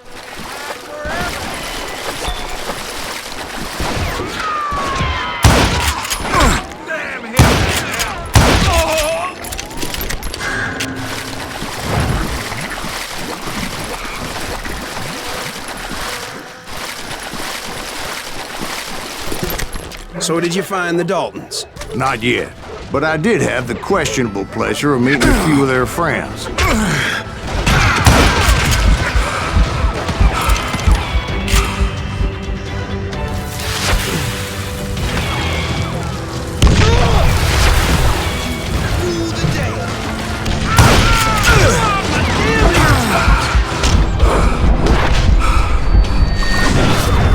Well, that's a first.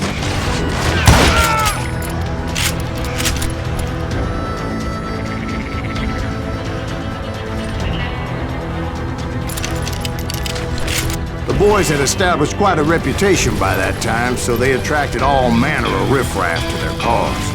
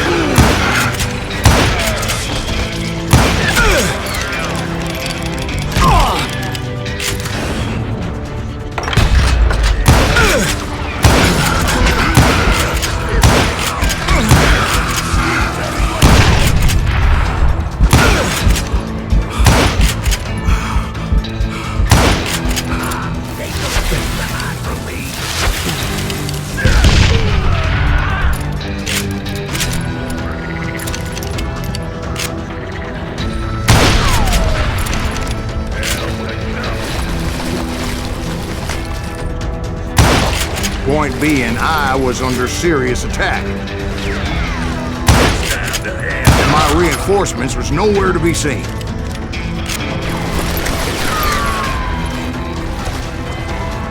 Kill Green!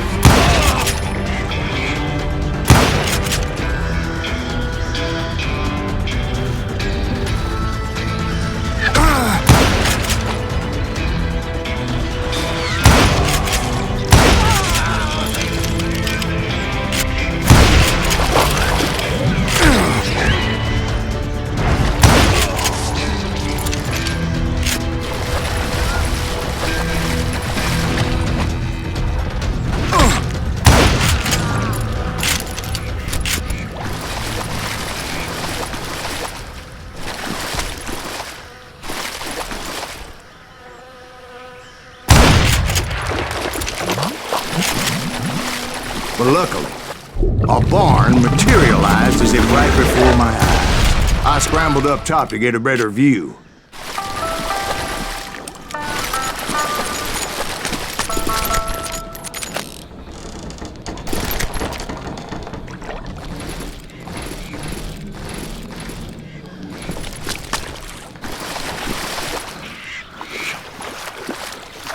But just ended up falling inside. So, how did you get out?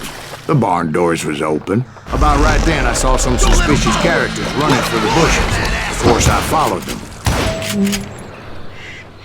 But that goddamn swamp was like a goddamn maze, and pretty soon I had no goddamn idea where I was. Steve? So I just started walking, and pretty soon...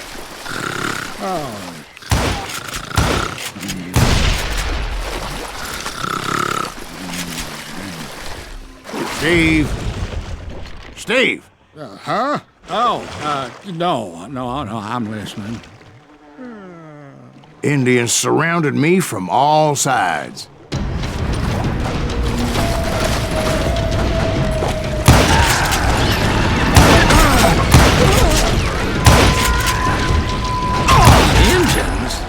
There were Indians? No. I just wanted to make sure Steve was paying attention. Now, where was I? You were following the Daltons through a swamp? That's right. See, Steve? Dwight's paying attention. No, I'm listening. I was just resting my eyes. So, where was I? The Daltons. Right. See, there's a reason so many outlaw gangs are made up of brothers. Being a brother is a very sacred thing. It's a bond like no other.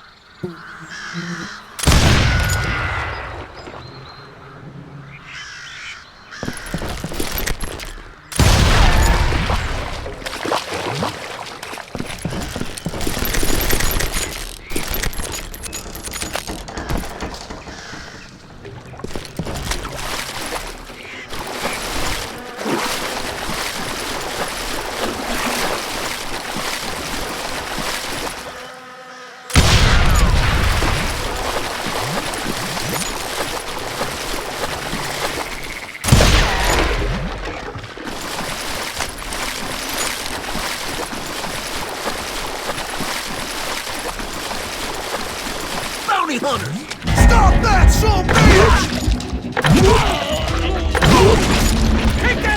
So did you ever find the damn Daltons? Not yet, but I did find a few of their cousins.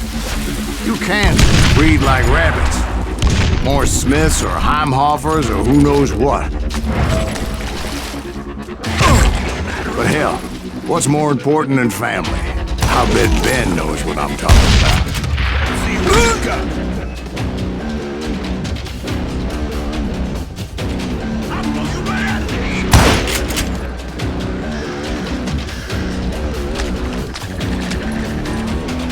Ready to buy the bomb?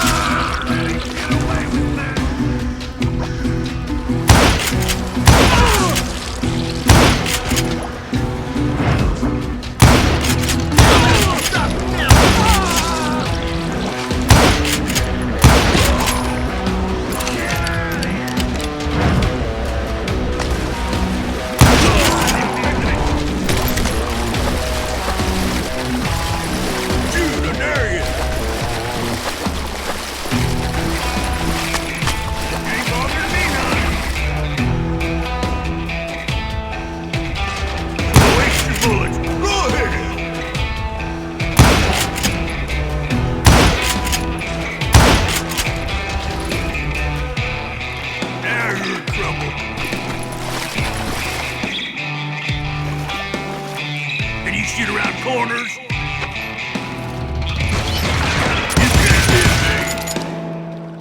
Keep shooting. I don't mind. You gonna need a cannon. What are you gonna do? Oh, now what?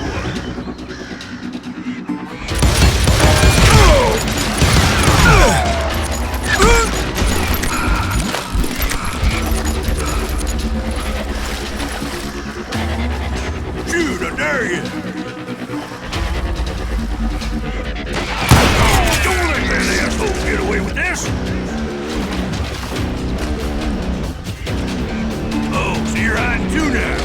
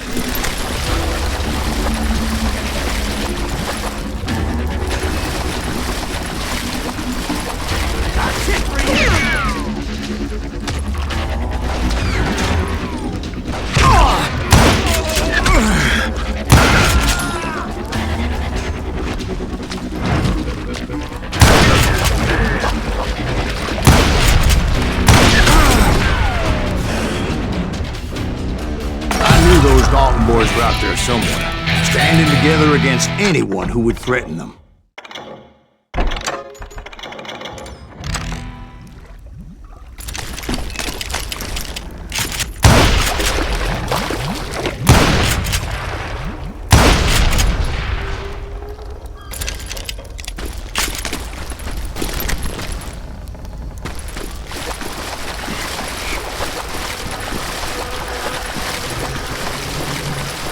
And that's when I saw it. A goddamn steamboat. A steamboat? In a swamp? Yeah, Steve, but this wasn't much more than a wreck, really. But how'd a damn steamboat end up in the swamps? Guess it floated off during the flood of '89. Now, was it a stern-wheeler or a side-wheeler? What? Does that really make a difference, Steve? It was a steamboat with a goddamn army on board. It was in that a fusillade of bullets come raining down from on high, and those vigilantes who accompanied me weren't anywhere to be found. But among those men that were shooting at me, I thought I saw some familiar faces. Somebody kill him!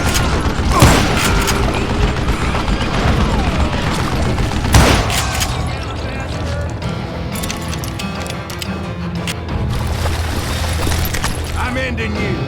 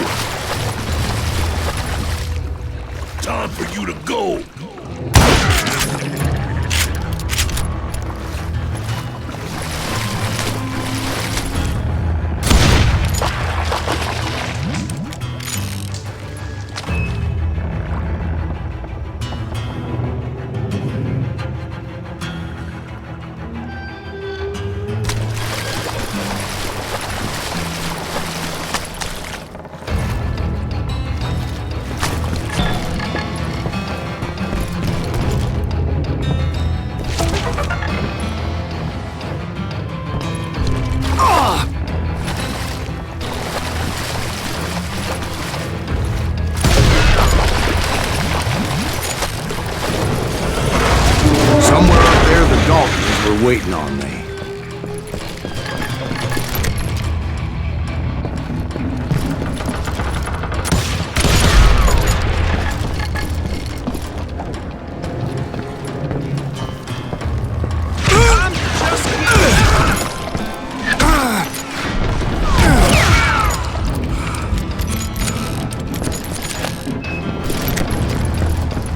Sounds like you don't give up too easy.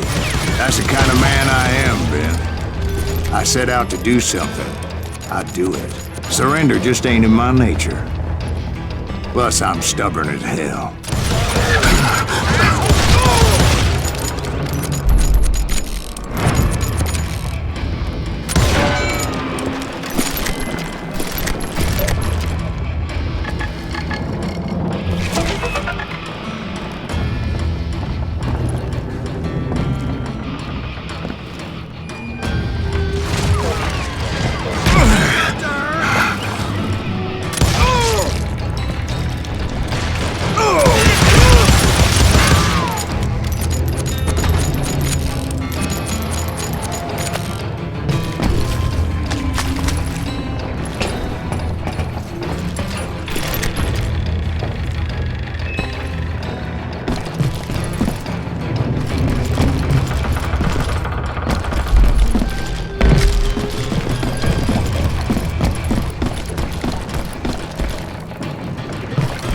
Right about then, much to my relief, the vigilantes finally arrived. Their leader motioned at a cabin in the middle of the top deck, pointing me directly at the Daltons. I finally had them, after months of dogged pursuit. But it turned out that they had me. Take him out! I'm sending you to hell!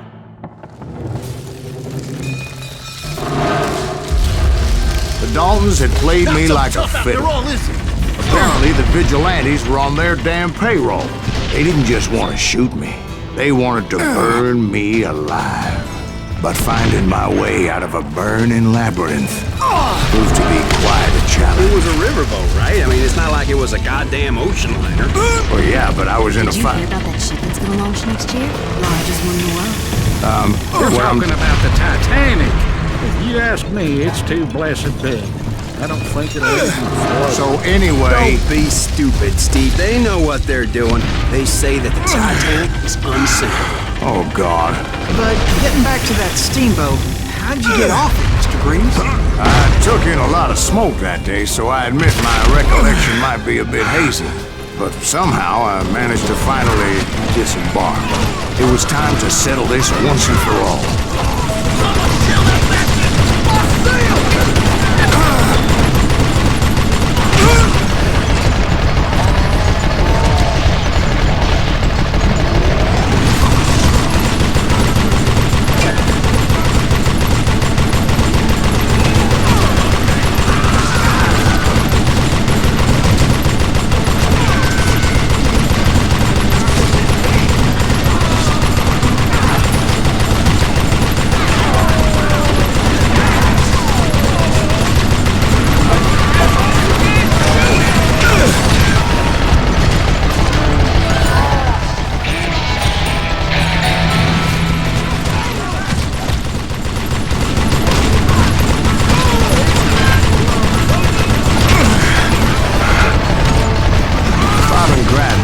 To come at me one at a time.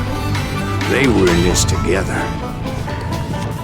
Two brothers side by side, determined to take me down. Confident that this time the odds were on their side.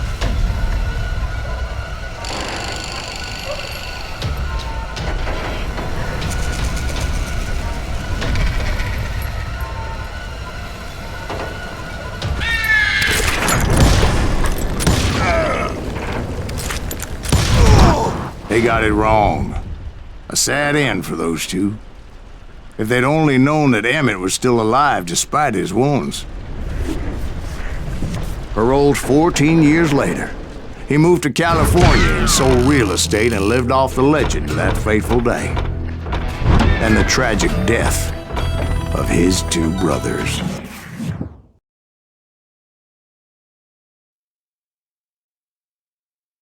My own brothers died tragically as well, truth be told.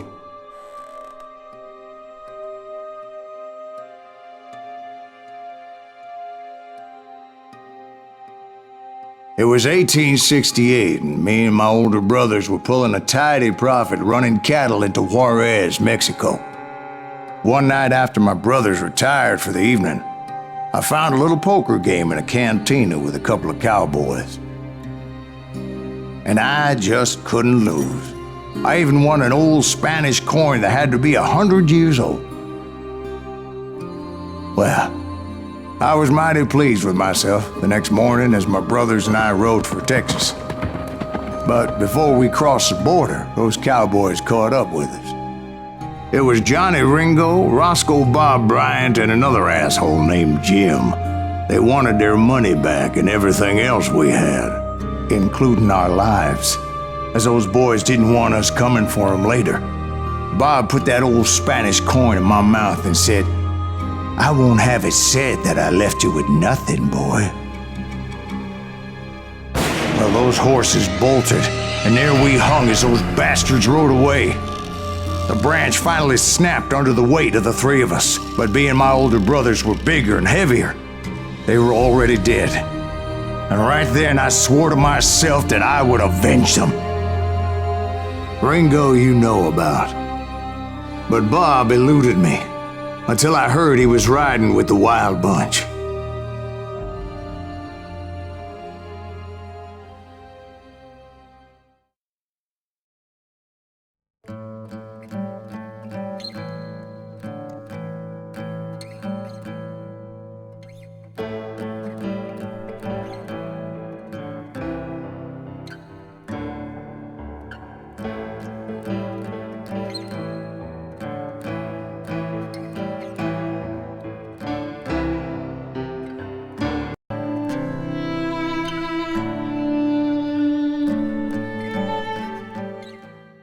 I'd been on their trail for months, ever since they left their hideout in the Bighorn Mountains. Led by Butch Cassidy, they were a loose association of outlaws who robbed banks and trains from Colorado to Montana. Among them was the Sundance Kid, and that murderous hombre I was tracking, Roscoe Bob Bryant. They blew the bridge with the intention of forcing the train to stop.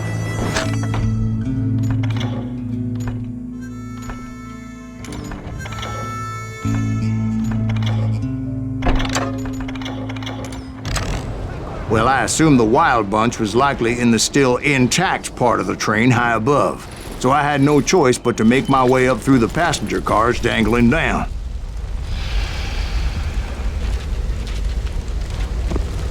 I was determined to make that sumbitch Bob pay for what he did to my brothers.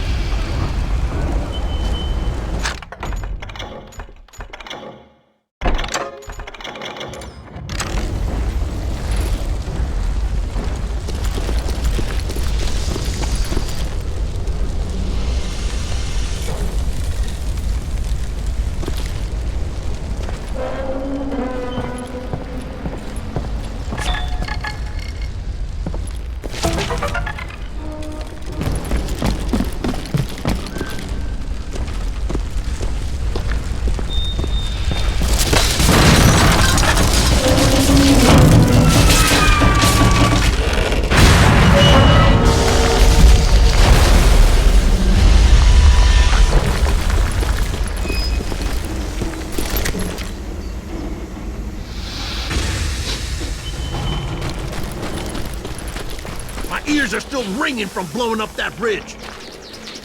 What'd you say? I can't hear a goddamn thing. Well, I made my way off unscathed and came upon a few members of the gang and had no choice but to dispatch What the them. hell? From there, I had to negotiate an even more precarious route.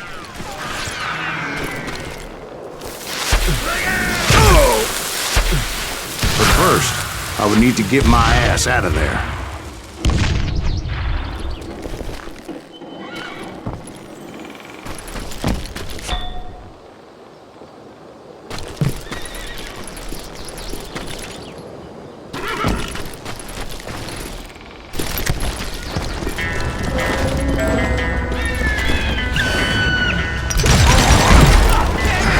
Jumped from the frying pan into the fire as the train was clearly fixing to fall. I had found the gang, but in order to find old Bob, I needed to fight my way forward past a whole passel of desperados. Outside, inside, any way I could, I made my way towards my prey.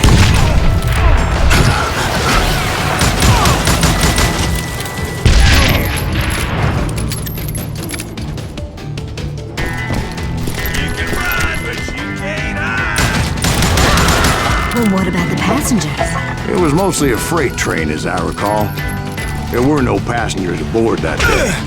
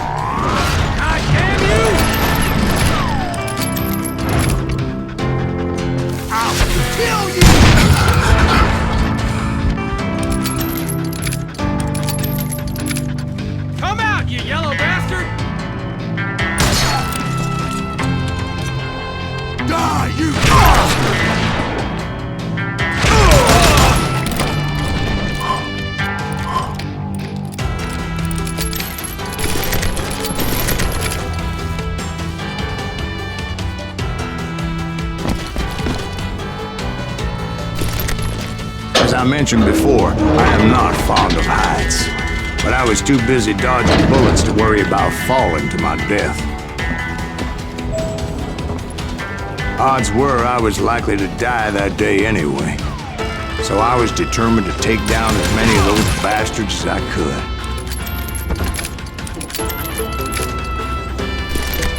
Had enough?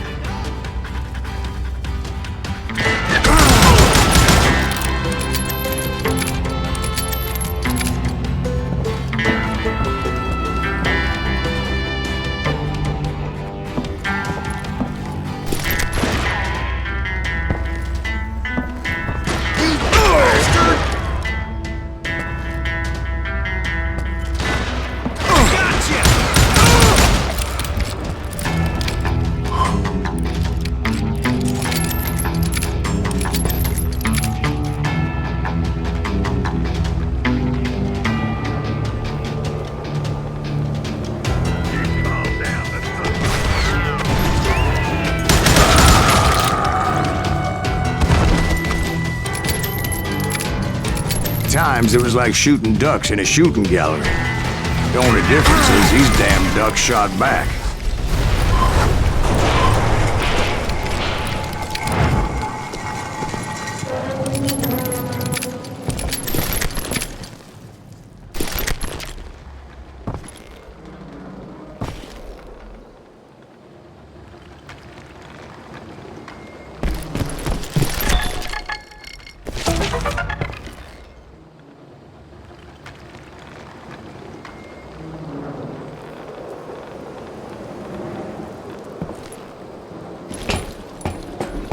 I kept hoping the law would show up and give me a You hand. mean like that giant Pinkerton posse that I read about?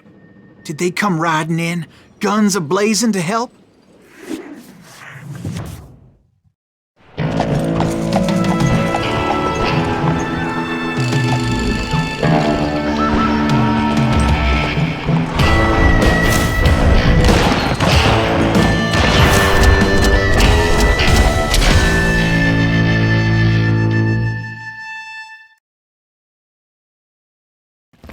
Help?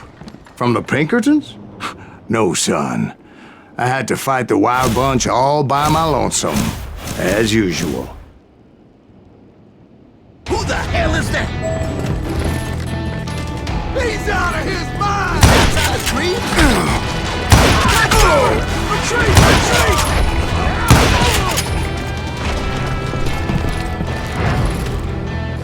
He's killing everybody! They're coming. He'll kill us all!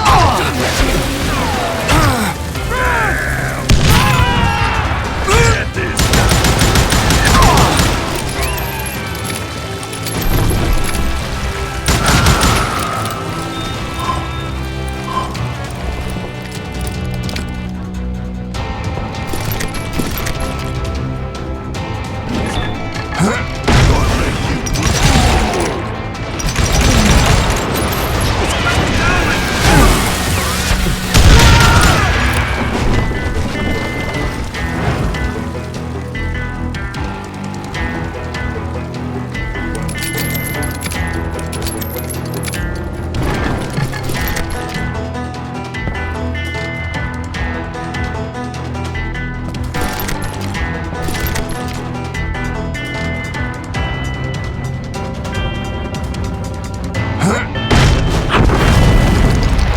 My guess is those dime novels didn't portray this as it happened, did they?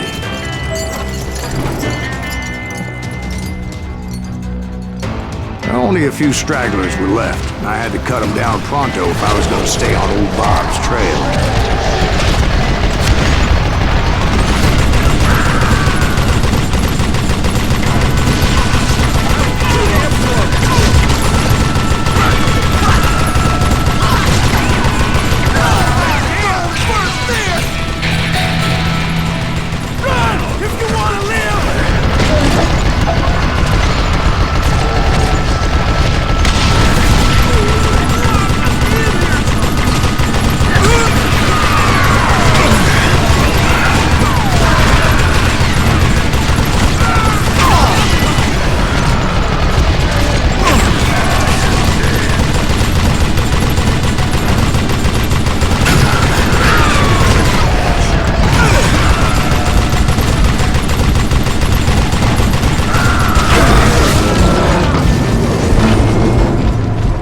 Once I silenced all those guns, I went searching for my nemesis, determined to finally have my justice. But the only survivor who welcomed me was George Flat-Nose Curry. Who was he?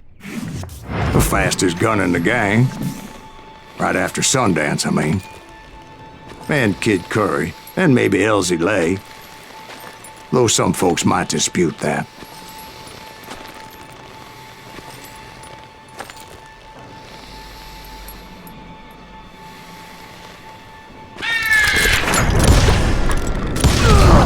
On that very same day, Butch Cassidy and the Sundance Kid decided to leave the Wild Bunch behind and decamped for South America.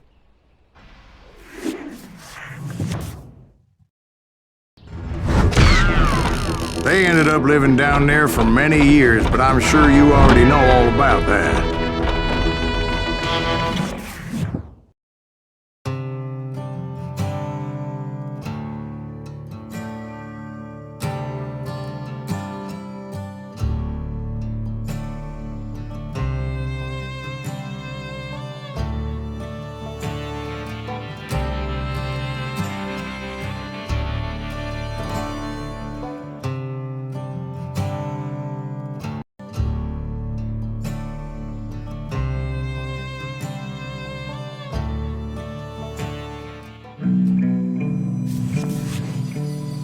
I tried to find Bob Bryant, but it was as if he'd disappeared.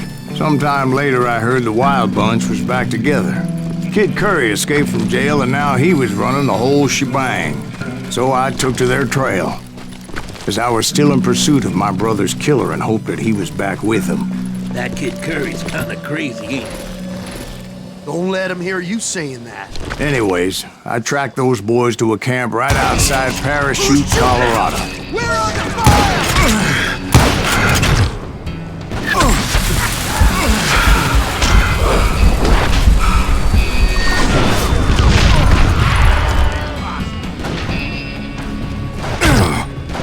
Being outnumbered, I didn't bother with a warning shot. I just started taking those bastards down.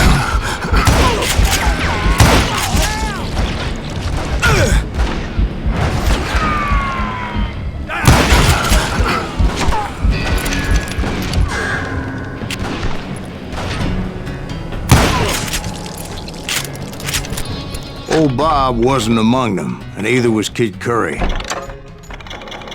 I could sense him close by, however, plotting something nasty. I just needed a clue as to their whereabouts.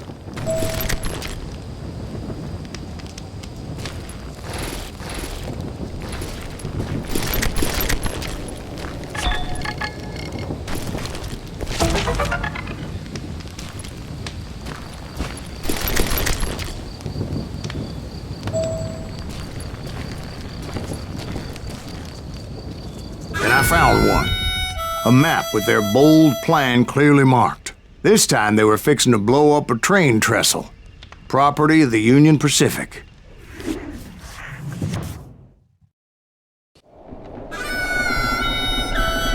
The plan clearly indicated how they were fixing to undermine several of the weakest wooden supports.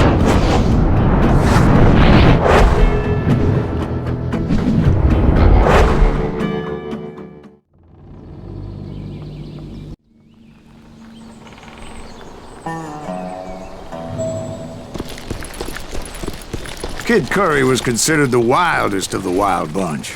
It was said that he fathered 85 bastard children, though some say it was only 5.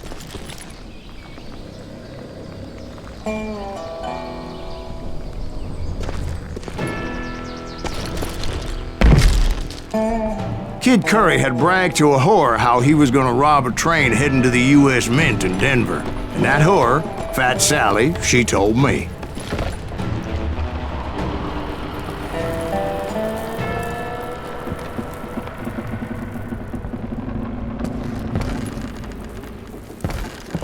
The bridge was rigged with dynamite, so I decided I'd best be careful confronting those bastards.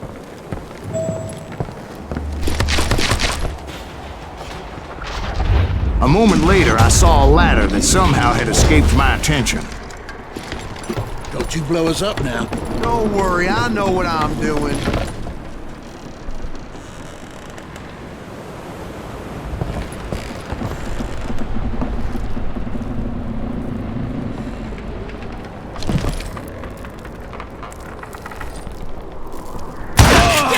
What the hell? But the wild bunch did not take kindly to my presence and attempted to blow my head off.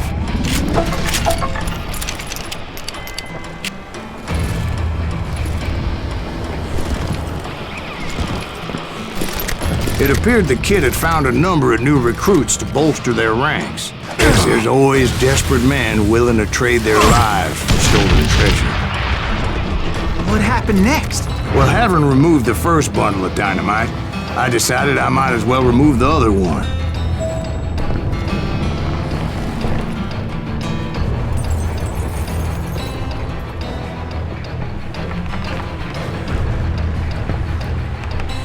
Once that was done, I figured I'd find my way from there.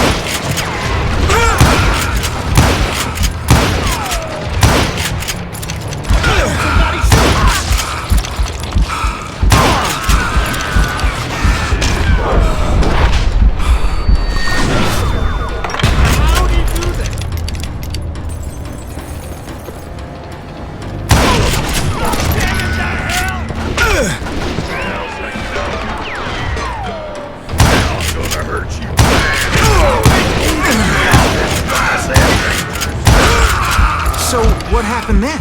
Had to remove more of that damn dynamite.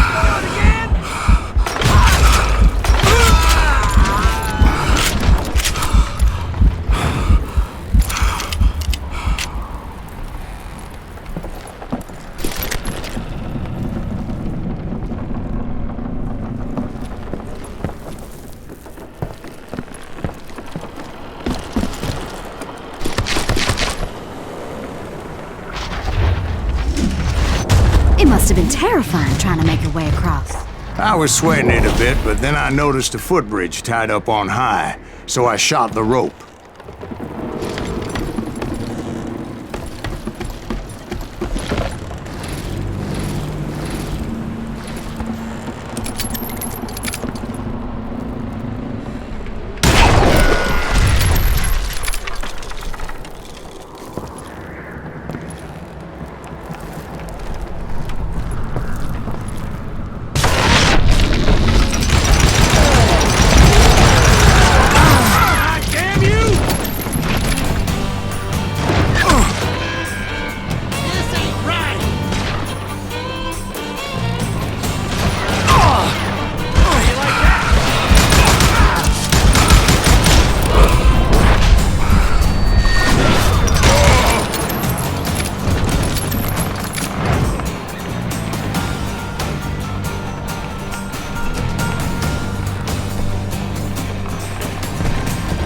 So that was all the dynamite?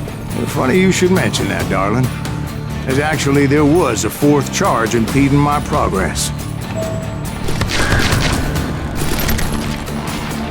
Once I removed it, my path was pretty clear. Death is coming for you.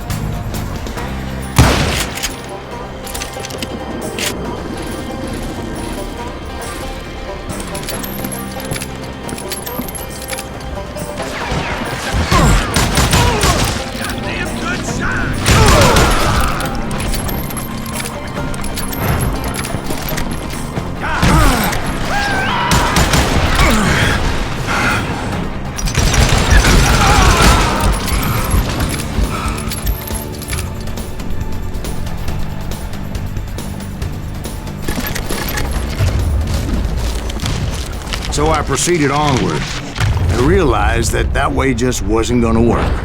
I needed an alternate path forward.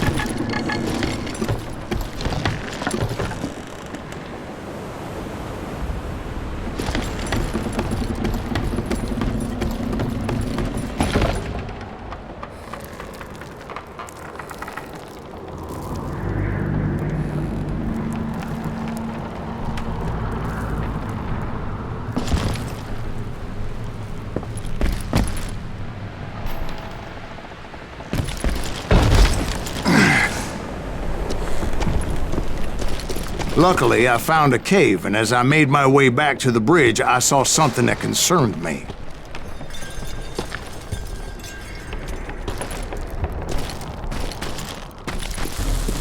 It was a long burning fuse, and it was moving fast as hell. I had to catch it.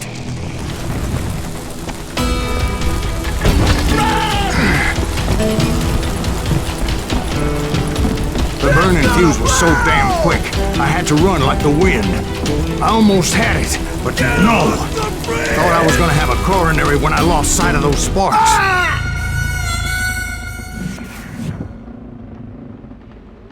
Get off the bridge!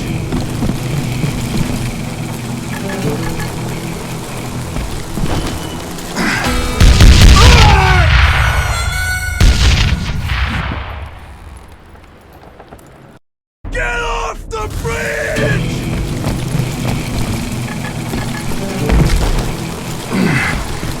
I knew that failure meant boom. Then, finally, at the last moment.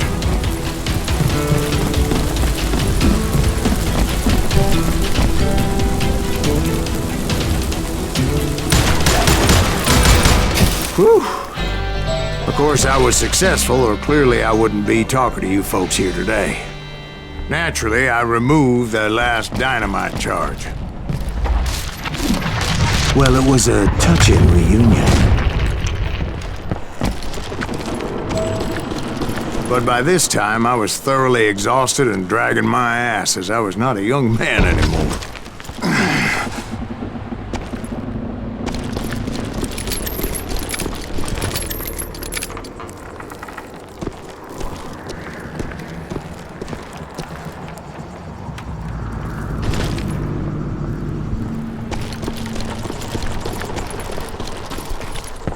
Kill that SOB! Make him bleed! Send him to perdition! Finally, I found those boys. Or more precisely, they found me. He's crazy. Curry asked me. Not here than a damn fruitcake!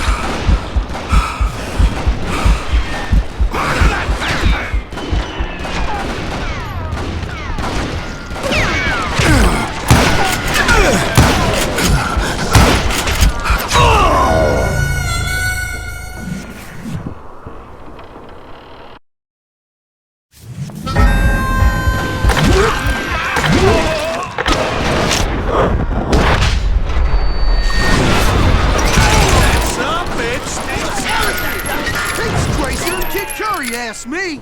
Nuttier than a damn fruitcake! Turns out he's yellow!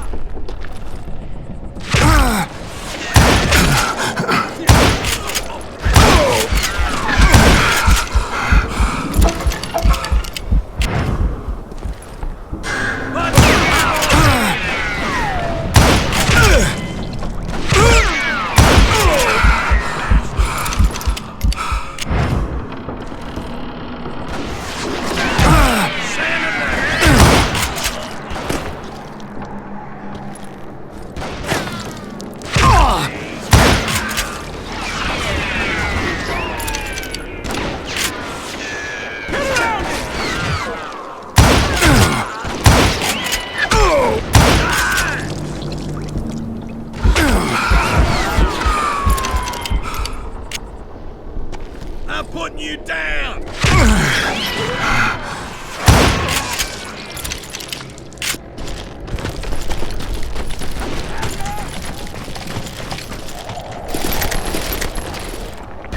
He hurts!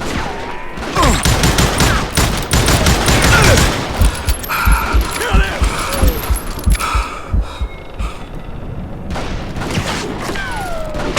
I hit him!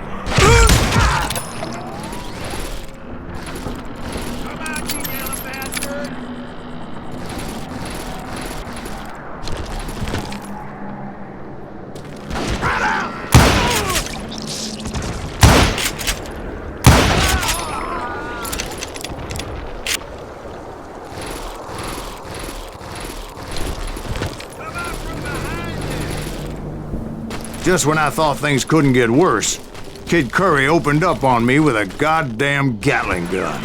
It was hidden in this tunnel and pretty well shielded.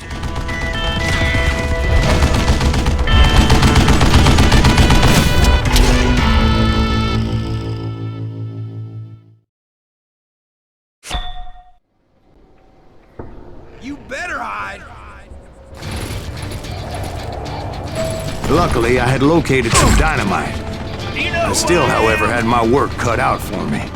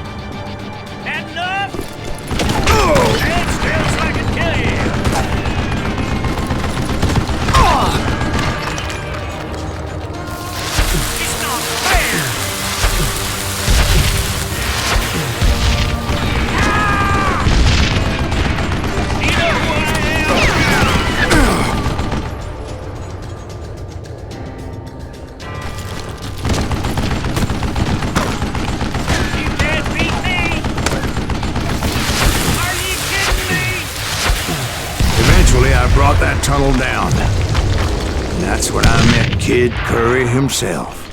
He had decided to stop pussyfooting around and deal with me personally.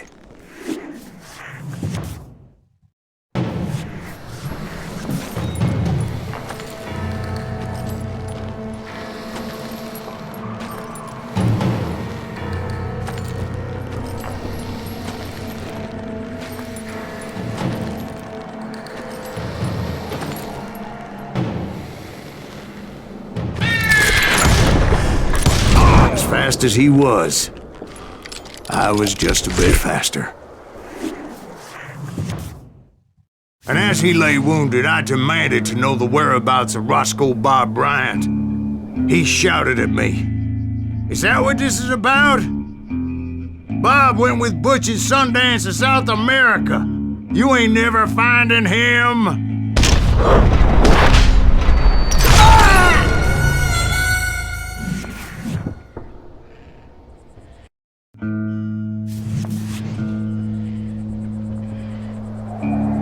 He shouted at me, "Is that what this is about? Bob went with Butch and Sundance to South America. You ain't never finding him."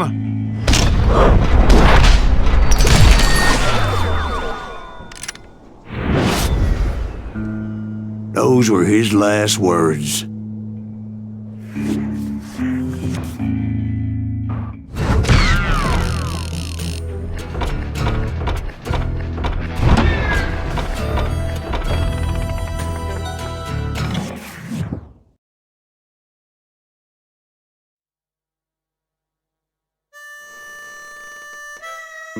So, Bob Bryant got away? I knew I'd never find him in South America. What about the other killer? Yeah, you kinda glossed over that one. Well, I found Jim not long after my showdown with Ringo. At the time, he was riding with the James Younger gang. Did I neglect to mention that?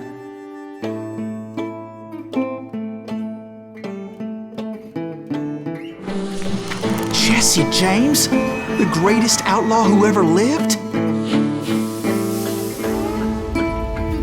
Jesse and his kin rode with Quantrill when he raided Lawrence, Kansas, and killed near 200 people, boy. Nothing great about that. And from there, him and his brother went on to rob banks and trains from Kansas to Missouri. Which is why there was such a rich bounty on their heads. 40 grand for both of them, dead or alive. That's one hell of a payday.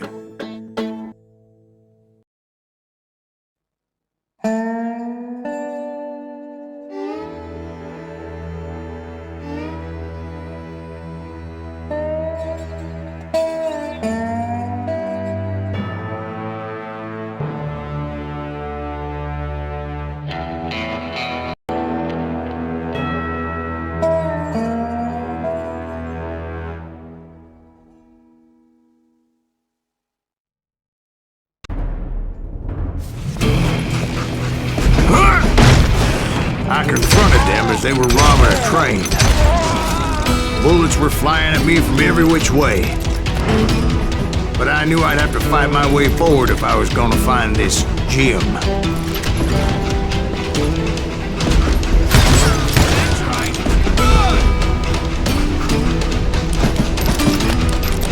Goddamn law dog!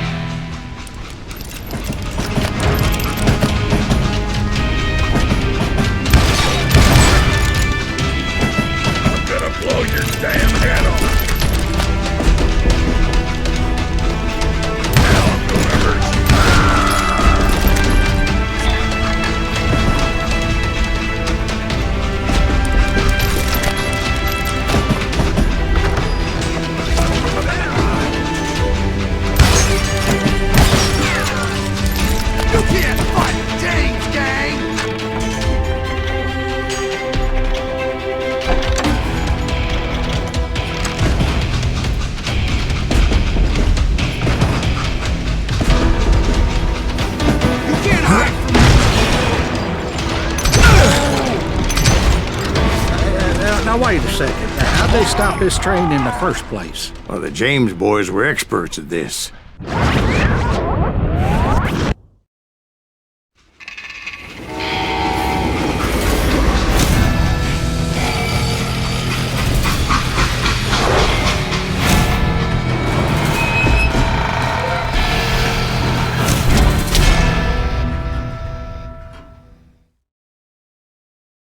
They hopped a freight train having heard there was a big payroll in the express safe. So, I hopped the same train.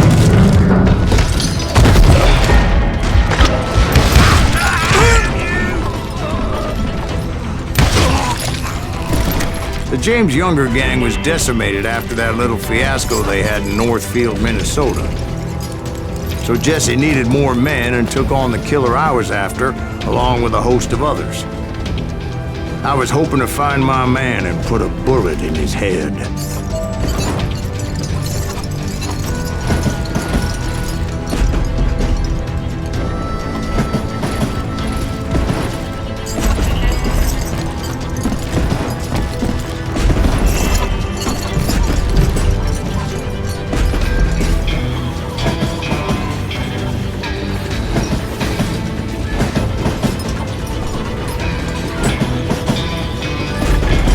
Around that train, I must have swallowed 100 damn bugs before I reached James that. Younger gang pulled the first train robbery west of the Mississippi.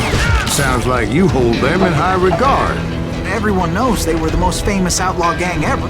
And you took them all on by your lonesome. Again. I'm finding this all a little hard to swallow, friend. Well, maybe you need to wash it down with some whiskey. By the way, did I mention that that train was flying down those tracks like a bat out of hell?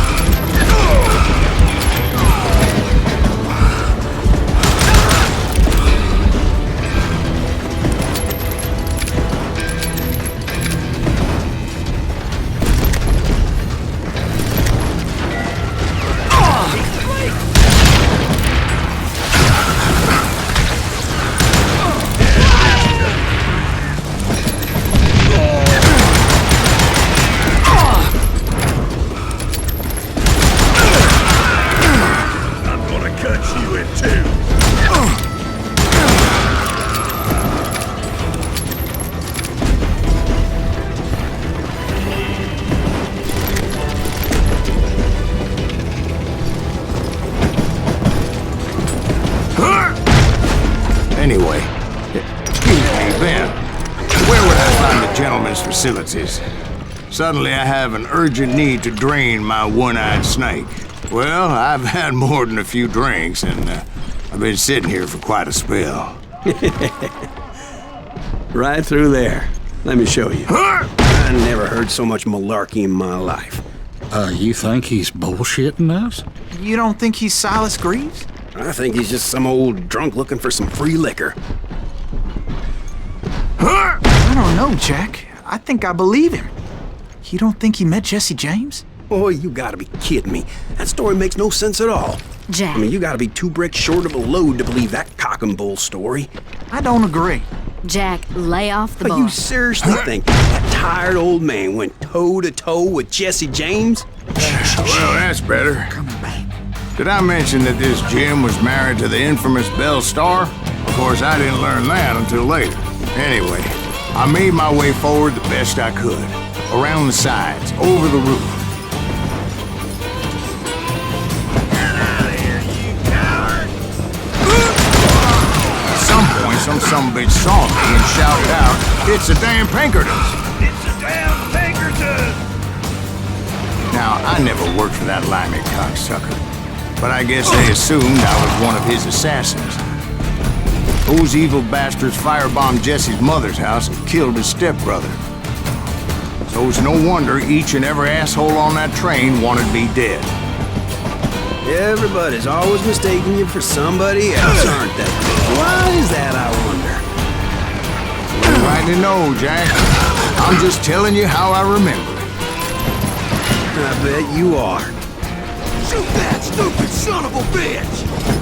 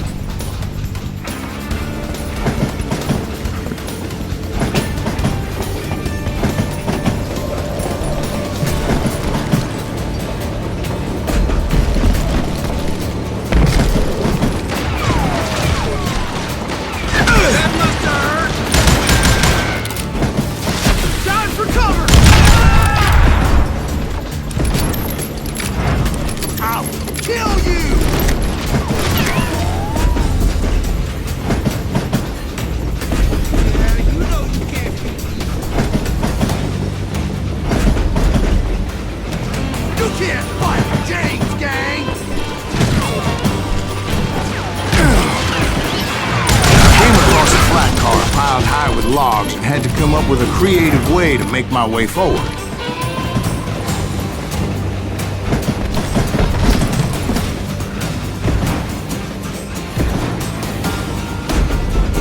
I wondered if I was ever going to find the front of that train, or the bastard I was after. Jesse hired a damn army after Northfield.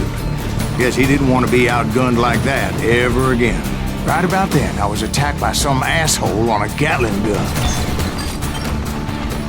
Yeah, seems like you run into a lot of them. Asshole? Gatling guns. Yes, I did. Now, I don't remember how I took it out. It was either a bullet or dynamite. Where would you find dynamite? Does it really matter, Jack? You're messing with the flow of the story here.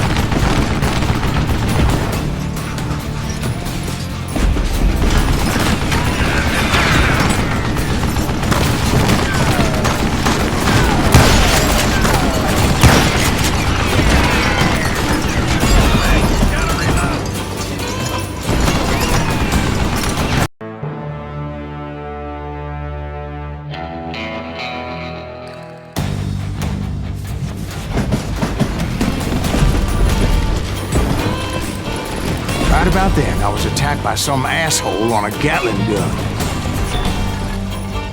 Yeah, seems like you run into a lot of them. Asshole? Gatling guns. Yes, I did. Now, I don't remember how I took it out. It was either a bullet or dynamite. Where would you find dynamite? Does it really matter, Jack? You're messing with the flow of the story here.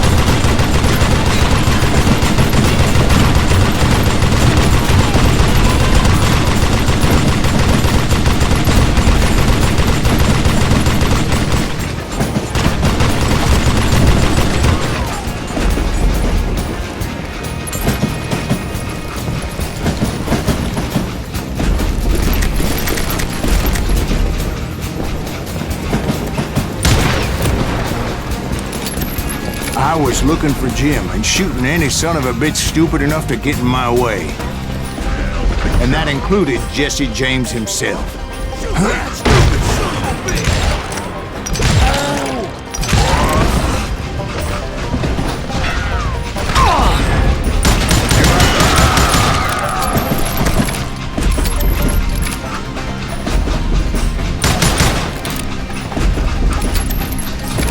There sure were a lot of men determined to die that day.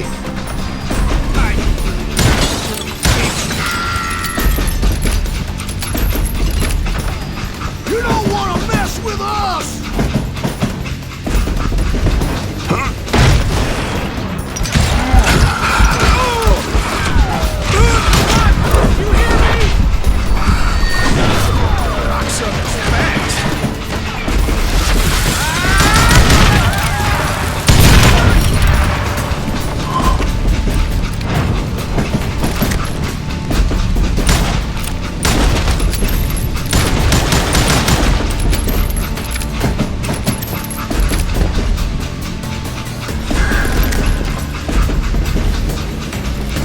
It was then that Jesse detached the express car from the rest of the damn train.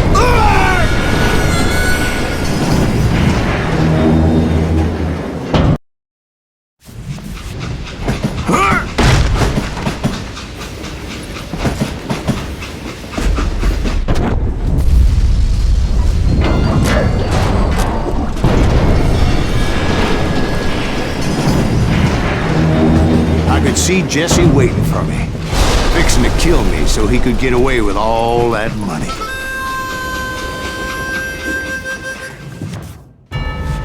You had a showdown with Jesse James? Of course he didn't. Everybody knows that Jesse was killed by Bob Ford. Yeah, Jesse went out like John Wesley Hardin. Coward shot him in the back of the head. Guess it doesn't matter how far you run, does it, Ben? Your past always catches up with you.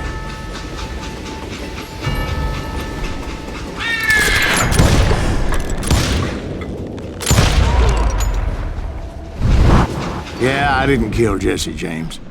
Just wounded him bad enough to convince him to hang up his guns. What about that Jim fella? What happened to him? I figure he was up front with a gun to the engineer's head. That bastard slipped away again. I'll tell you how I got him. But first I need to wet my whistle.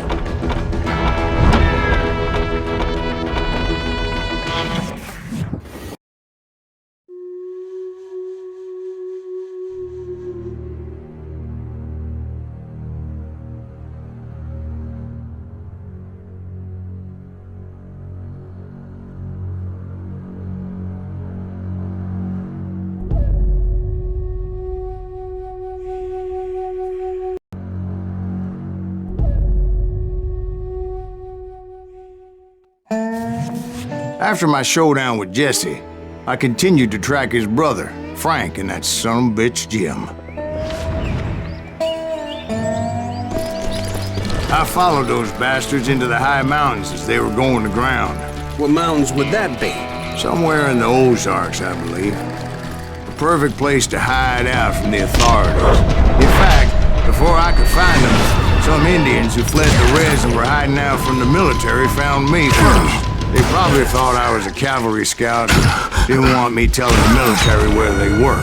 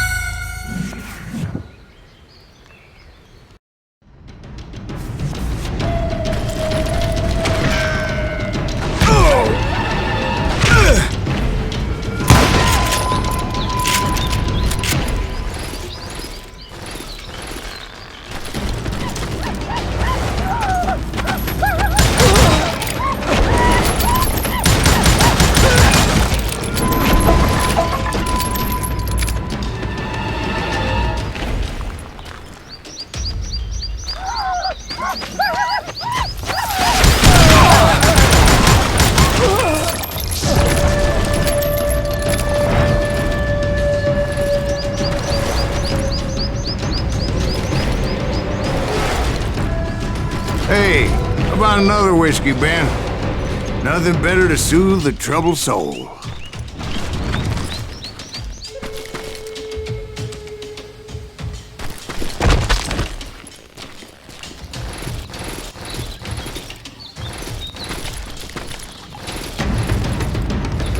Now, where was I? Indian tribe. I had more than my share of run-ins with the red man. Like that time. Did I tell you about Grey Wolf? Yes, sir. You did. Ah, of course I did. In fact, I can still remember that old medicine man's words to me. Jesus Christ, we're back to that again. You carry great darkness in your heart. It will claim your soul. You will come to this place again and kill many more men.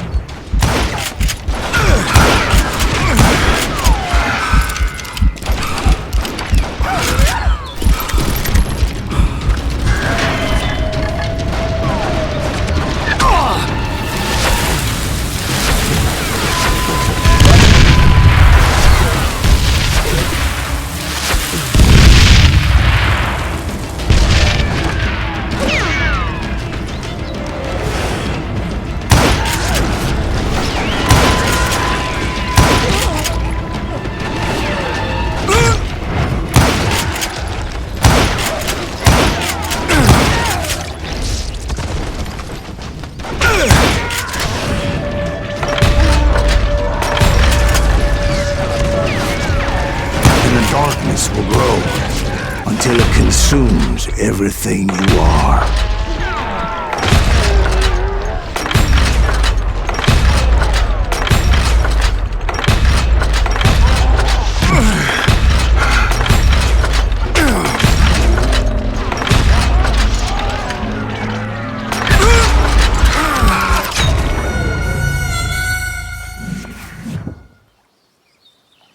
Like that time. Did I tell you about Grey Wolf? Yes, sir. You did. Ah, of course I did. In fact, I can still remember that old medicine man's words. Jesus Christ, we're back to that again. You carry great darkness in your heart. It will claim your soul. You will come to this place again and kill many more men.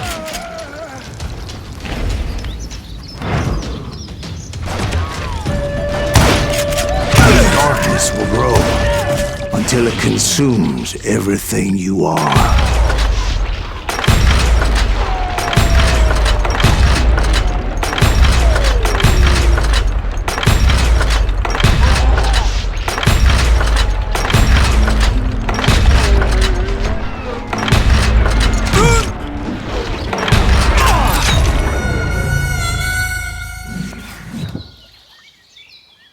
Like that time.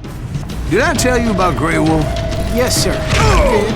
Ah, of course I did. In fact, I can still remember that old medicine man's words. Jesus Christ, we're back to that again. You carry great darkness in your heart. It will claim your soul. You will come to this place again and kill many more men.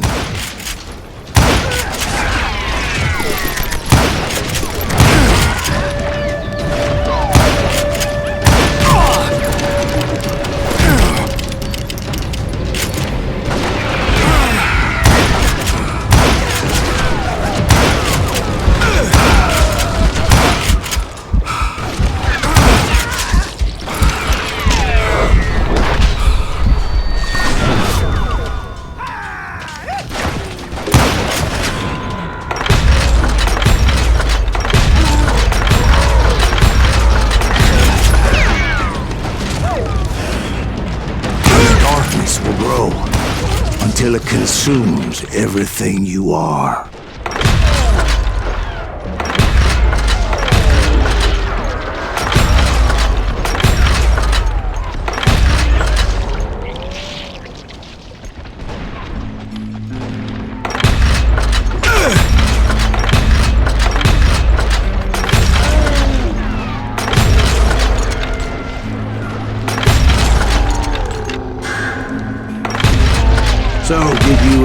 find him. Who? The man you are after. Let me ask you something, Ben. You ever think about death? Mr. Greaves, are you all right? Oh, death. Oh, death.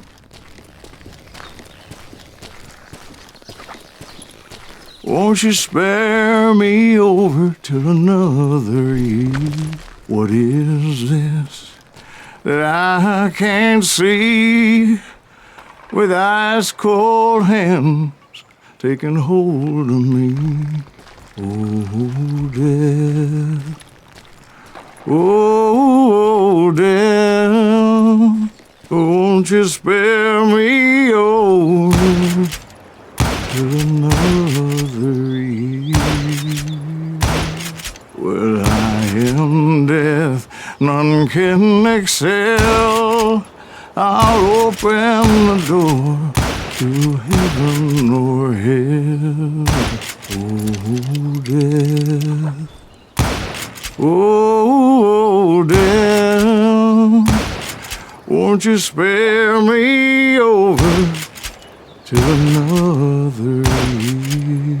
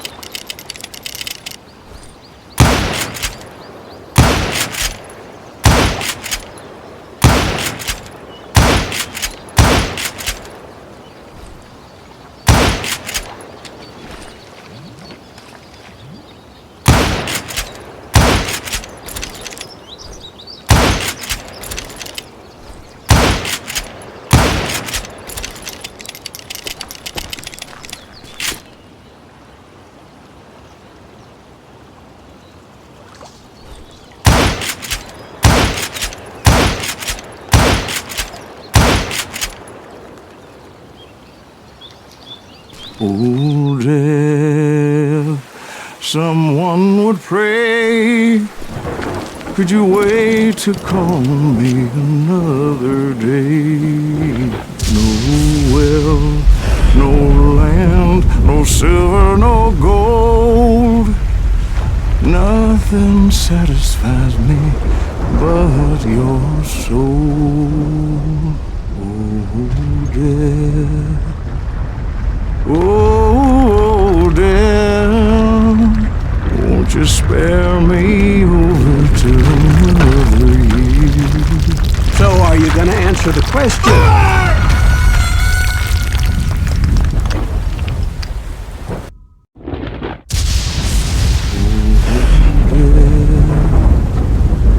Oh, death, won't you spare me over till another year? So are you gonna answer the question? What question is that? Jim Reed. Did you ever find him? Reed was indeed that son-bitch's surname. That's right, Ben. A despicable character. I remember him laughing like a hyena that cold morning they lynched me and my brothers. He was intent on avoiding my vengeance, but nothing was gonna stop me. Nothing.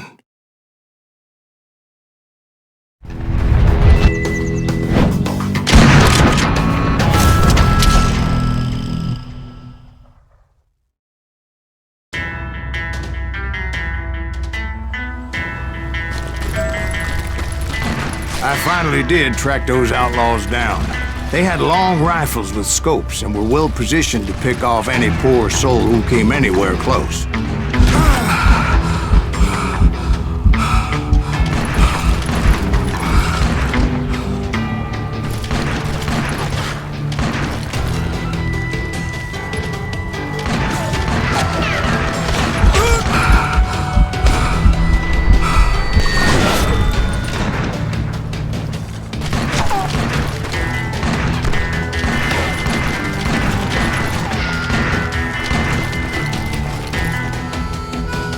I'm guessing Frank James believed I was responsible for the demise of his brother Jesse. I couldn't really disagree with the man, as I thought Jesse was dead then as well.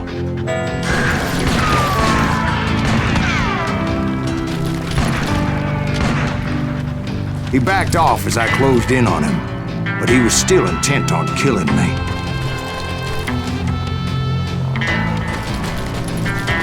And when I closed in on him again, he backed off again, looking for a better angle.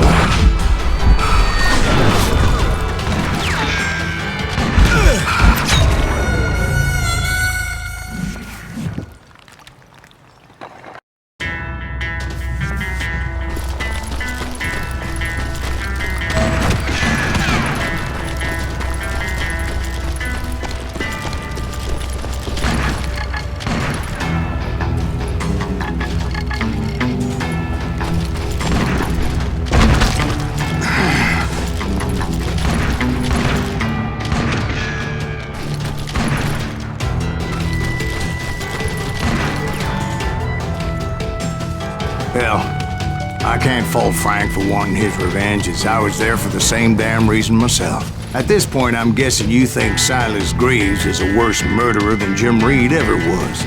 No, sir. A man who spent half his life killing somebody's brothers, fathers, sons. I think you were just looking for justice, sir. Is that what I was looking for, Dwight? Is that what it was? Justice?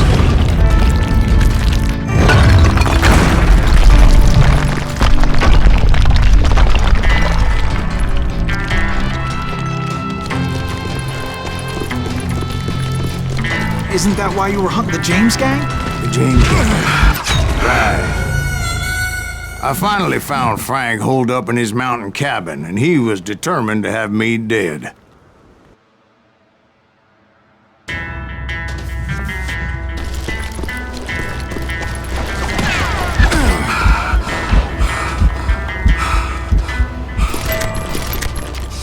It was a pitched battle that could have gone either way. Luckily, I had some dynamite in my possession. Dynamite? On your person? A few sticks, just in case. It's always good to be prepared. Right. I'm just laying out the facts as I remember them, Jack. And that son of a bitch! Take him out! He's just one man! Oh, my goddamn bullet magnets! Gonna gut you like a pig! Gonna gut you, boy!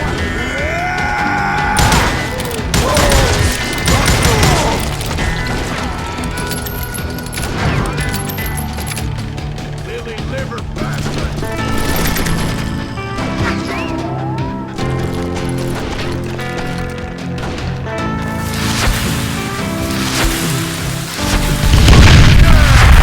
Want that bastard!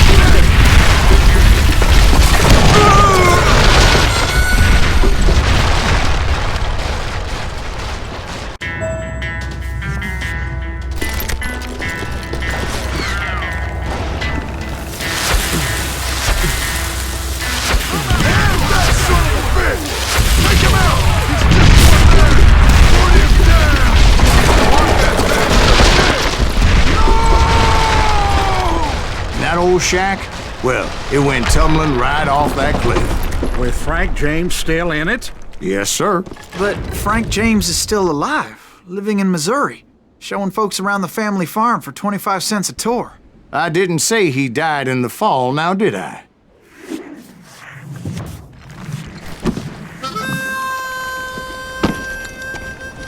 I'm done with this damnable outlaw life!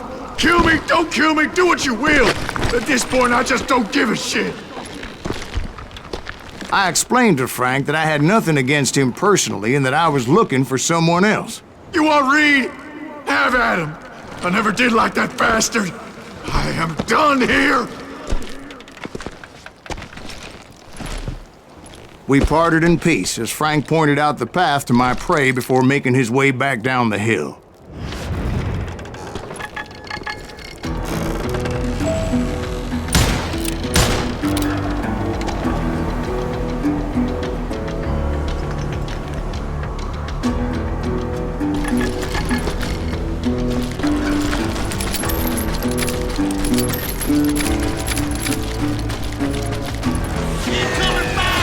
What happened with Reed? Well, I finally found the last of the gang hiding in a nearby cave. First, I had to dispatch the lookout, as I was determined not to let that murderer escape my revenge again.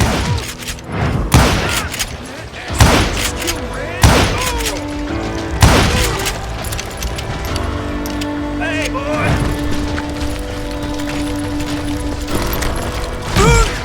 Rather than wander in willy-nilly, I decided it would be better to smoke that sumbitch out. Hey, Reed! I shouted. No wonder you're so ornery. Can't be easy being married to Belle Starr. While you're off providing for the family, she's spreading her legs for every Tom, Dick, and Cole Younger. Not an attractive woman exactly, but very friendly. At least she was to me. Son of a bitch! It was then that the last bunch of bandits jumped out of hiding. Why won't this asshole give up? Would someone please kill him?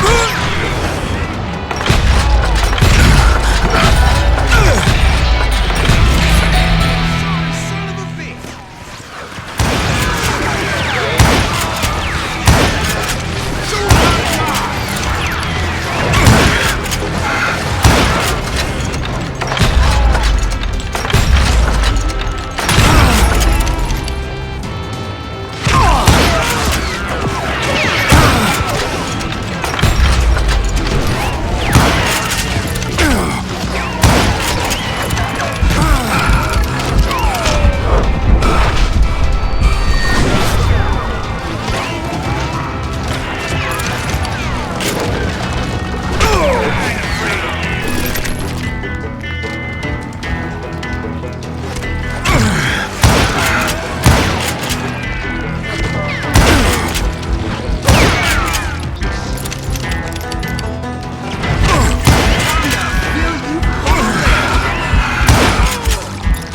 Eventually, it was just me and Reed. I had waited a long time to face him down, so I could repay him for what he did to my brothers.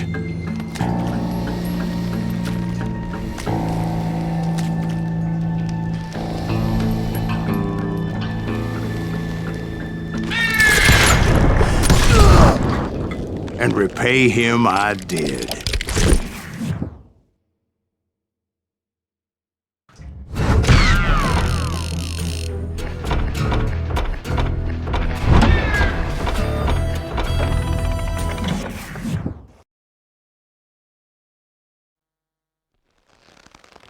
Well, I don't know about you boys, but I'm pretty beat. Well, it's too damn bad you never found that Bob character. Seems a shame he never had to pay. Well, funny thing about that, I did have one more chance at him.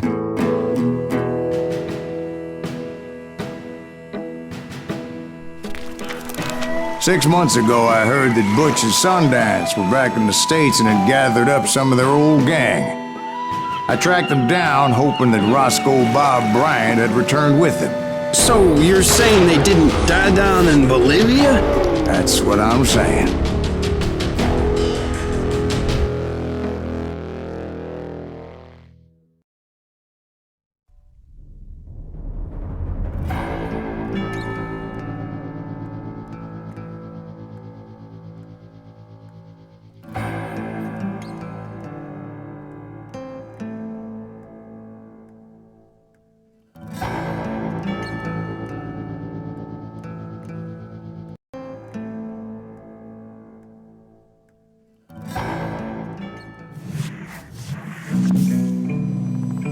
40 years I had waited to get my hands on the last of my brother's killers. Not even an army of demons could have stopped me now.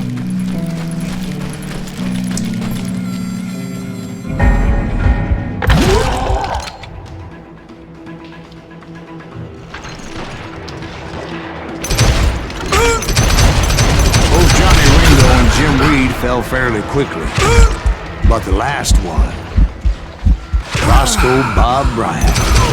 That son of a bitch had managed to escape my vengeance time and time again. I couldn't even be certain I'd recognize him after all those years.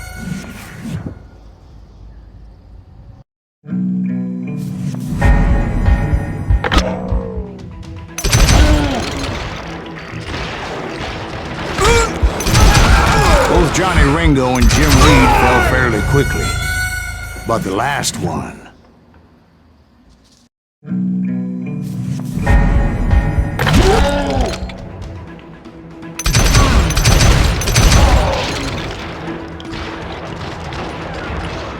Both Johnny Ringo and Jim Reed fell fairly quickly, but the last one, Roscoe Bob Bryant. That son of a bitch had managed to escape my vengeance time and time again. I couldn't even be certain I'd recognize him after all those years.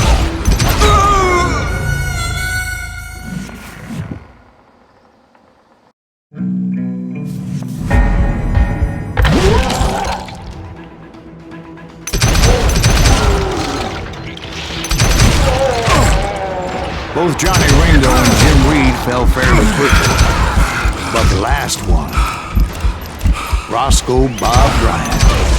That son of a bitch had managed to escape my vengeance time and time again. I couldn't even be certain I'd recognize him after all those years. By now, he had to be close to 70. But for all you know, he could have been dead. That thought had indeed crossed my mind, as did others.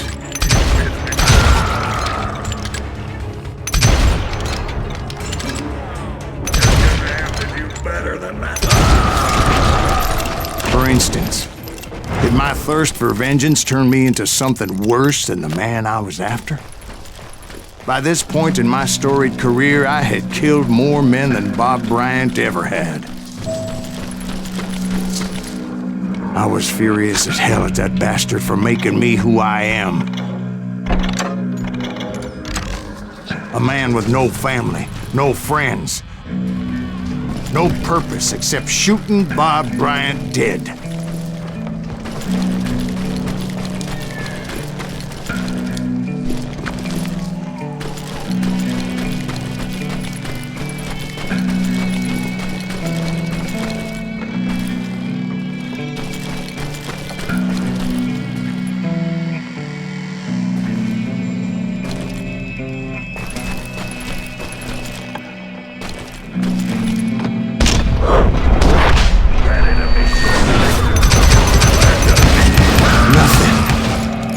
Stop me from taking his life. I've been after that killer forever. From the time I rode with Billy the Kid. But that chapter of my story you already know. Chapter of that fairy tale, you mean? Suddenly it was 1910. There I was, an old man roaming a ghost town dead almost 2 decades.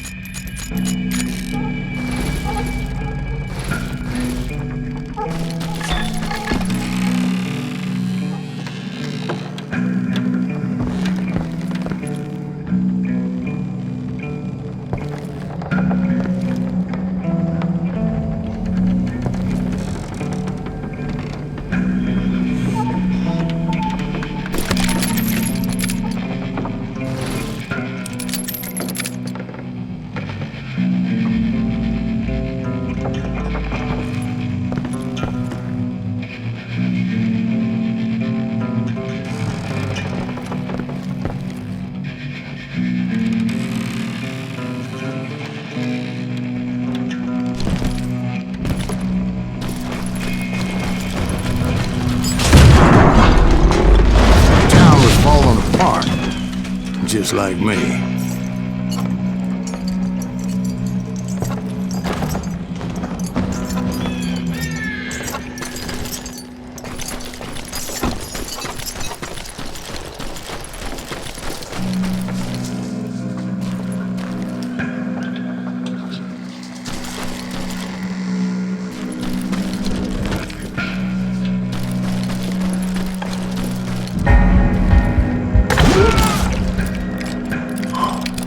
But I wasn't about to call it quits. Even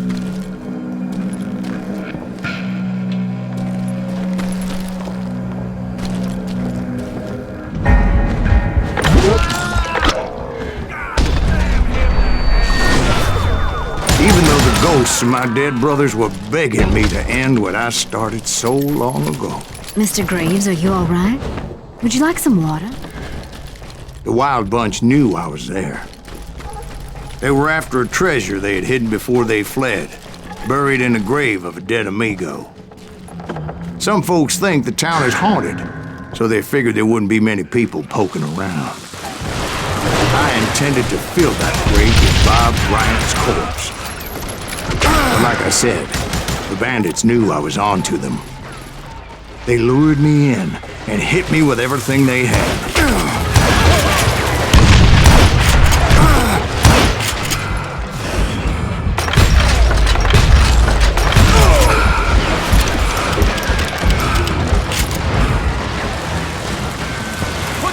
In the ground.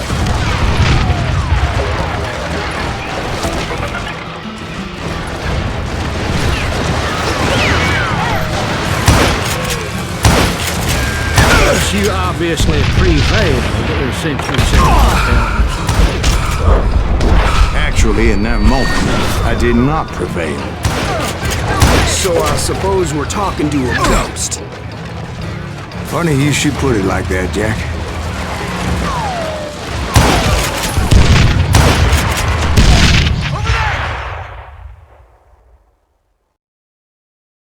Because when I woke up... From the dead? There was silence all around me.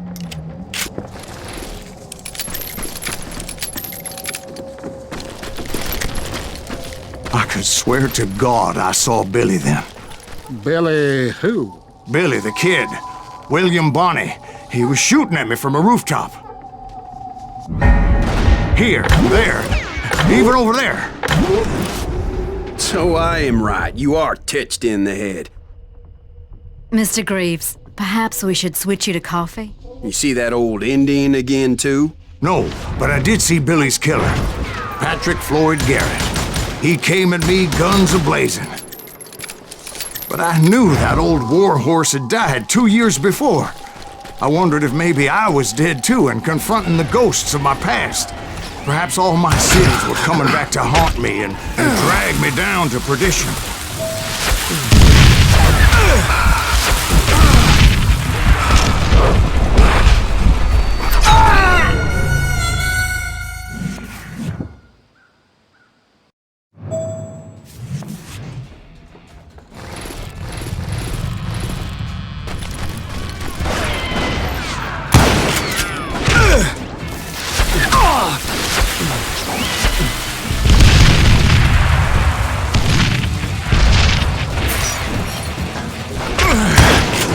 I saw Henry Plummer throw dynamite at me.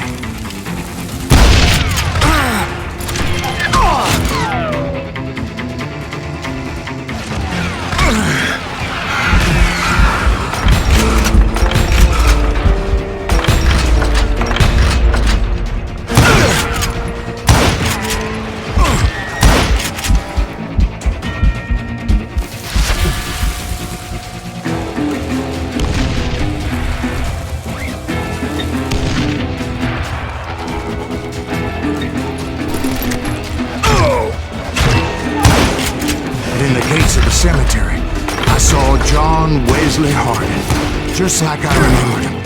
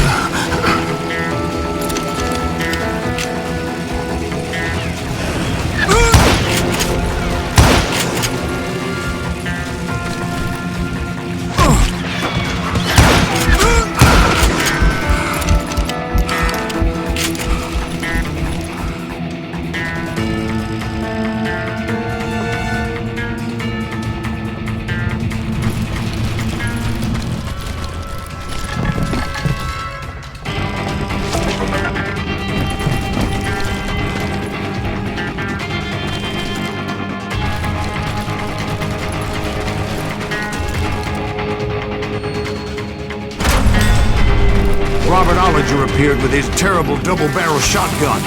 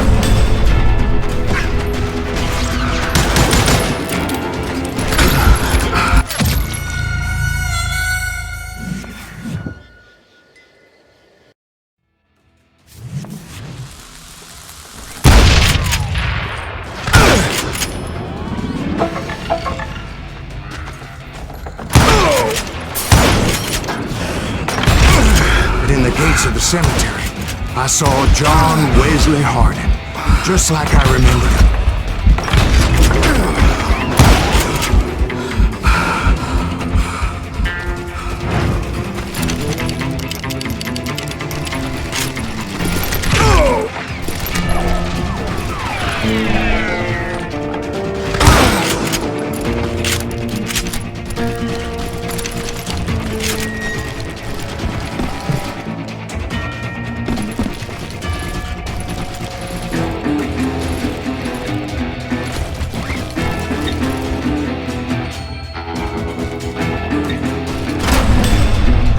Robert Ollinger appeared with his terrible double-barrel shotgun.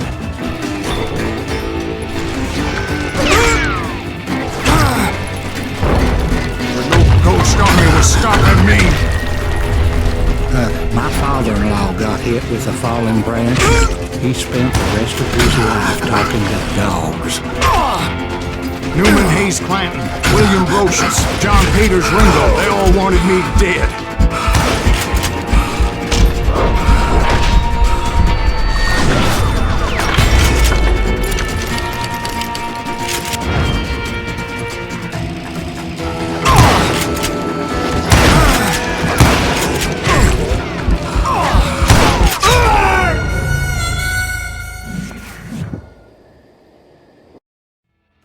Newman Hayes Clanton, William Brocious, John Peters Ringo, they all wanted me dead.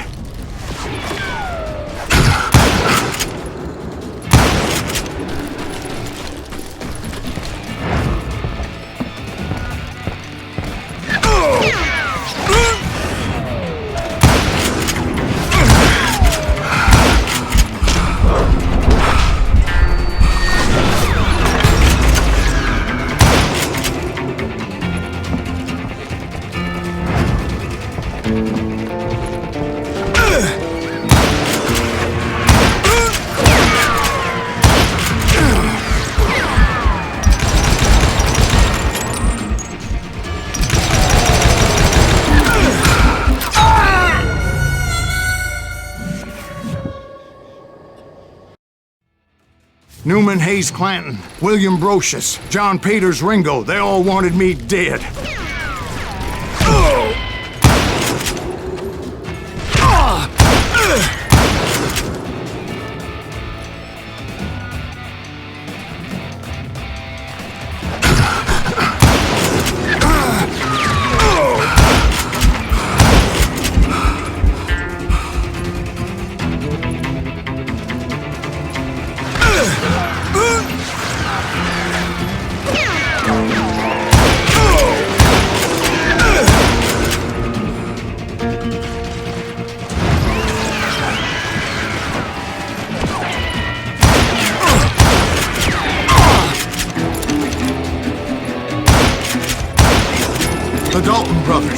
Robert and Grattan, guardians of the Garden of the Dead.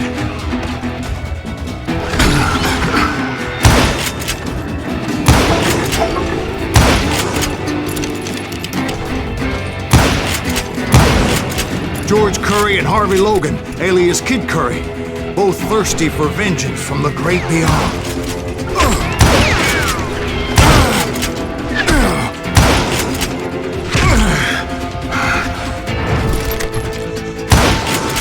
Jesse, Woodson, James, and Jim Reed, each one deader than the next. I thought I would go crazy. Thought?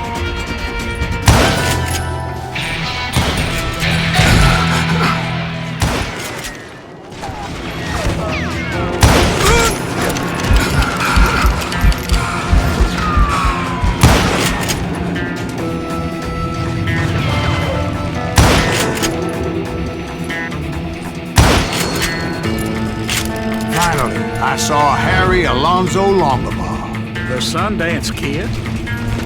Like a general leading his legion of the dead. You told us before you'd seen him alive. He was alive.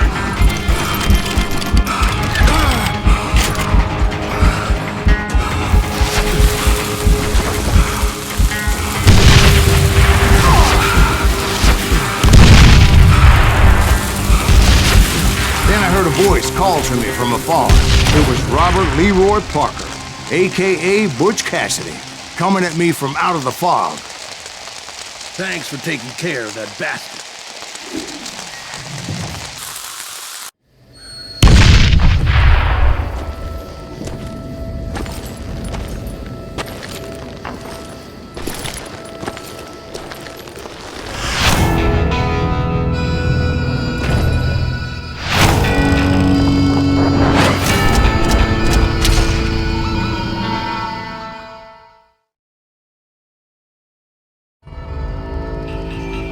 But the kid wasn't quite deceased.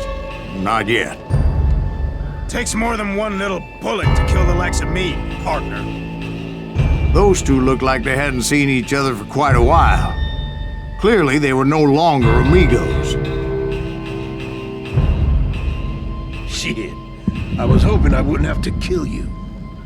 You won't have to, Butch. I'm killing you first. I asked them about Bob Bryant, but they were too busy with their own heated conversation. Let me get this shit straight. You want my money and the love of my life? You frittered it all away, Butch. Etta's mine. And so is that damn money. I didn't want to shoot anybody until I had an answer to my question, but those boys didn't give me much of a choice.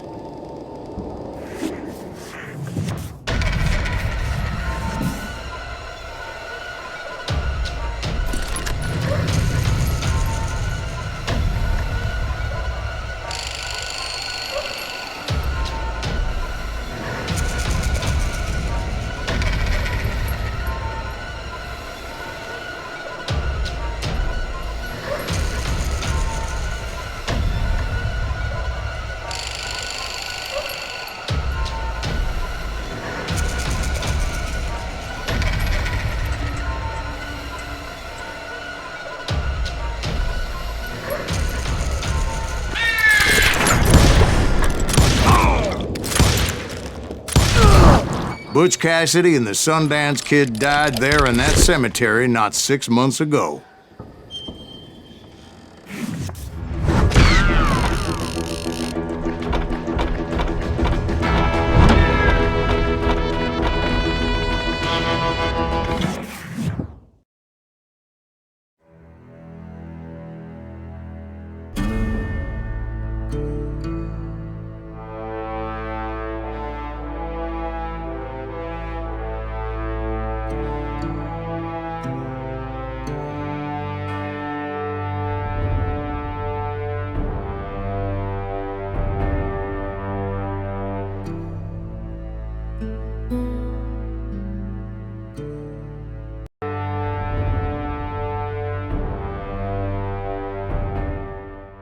Butch Cassidy and the Sundance Kid were killed by the Bolivian army. Everybody knows that. That's the legend, but it ain't the truth. So, you never found Bob? There is no Bob. This old sumbitch ain't even Silas Greaves. Sir, is that true?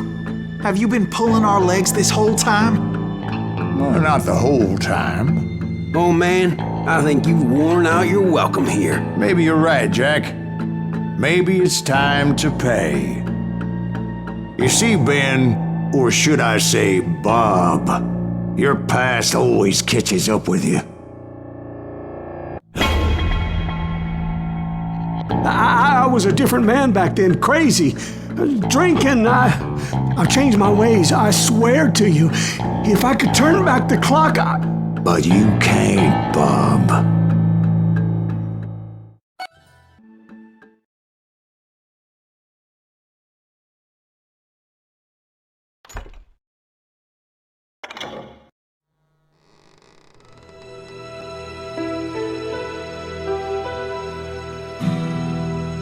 Why'd you toy with me like that? Telling those tales, knowing all along. Why not just lay your cards on the table? Here. I won't have it said that I left you with nothing. That's how you want it?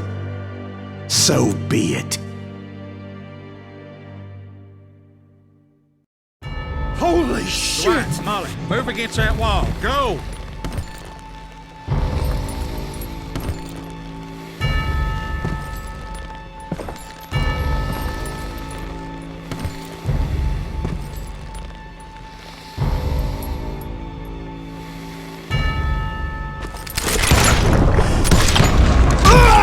Damn lying drifter!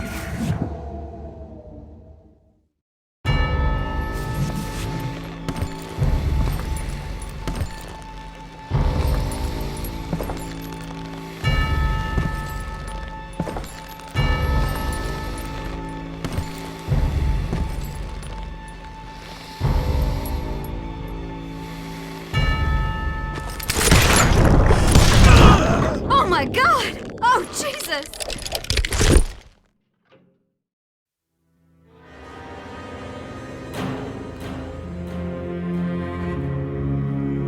Did you know it was him all along?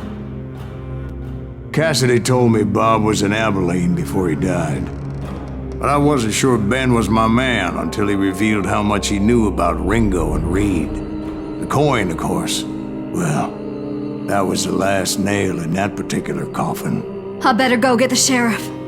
You okay, boy? You're looking mighty shook up. Dwight, maybe you best go home. Young Eisenhower here is leaving for West Point tomorrow. He shouldn't get caught up in something like this. I think I might head out myself at this juncture. Unless you want to stop me, Jack. No, sir, Mr. Greaves. So where you going now? Now that you had your revenge? Doesn't really matter, does it? As I've sold my soul for it, and will never again walk with those I have lost.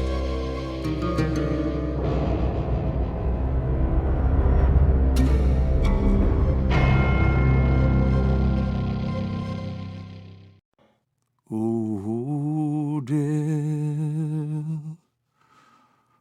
Oh, dear. Won't you spare me over till another year?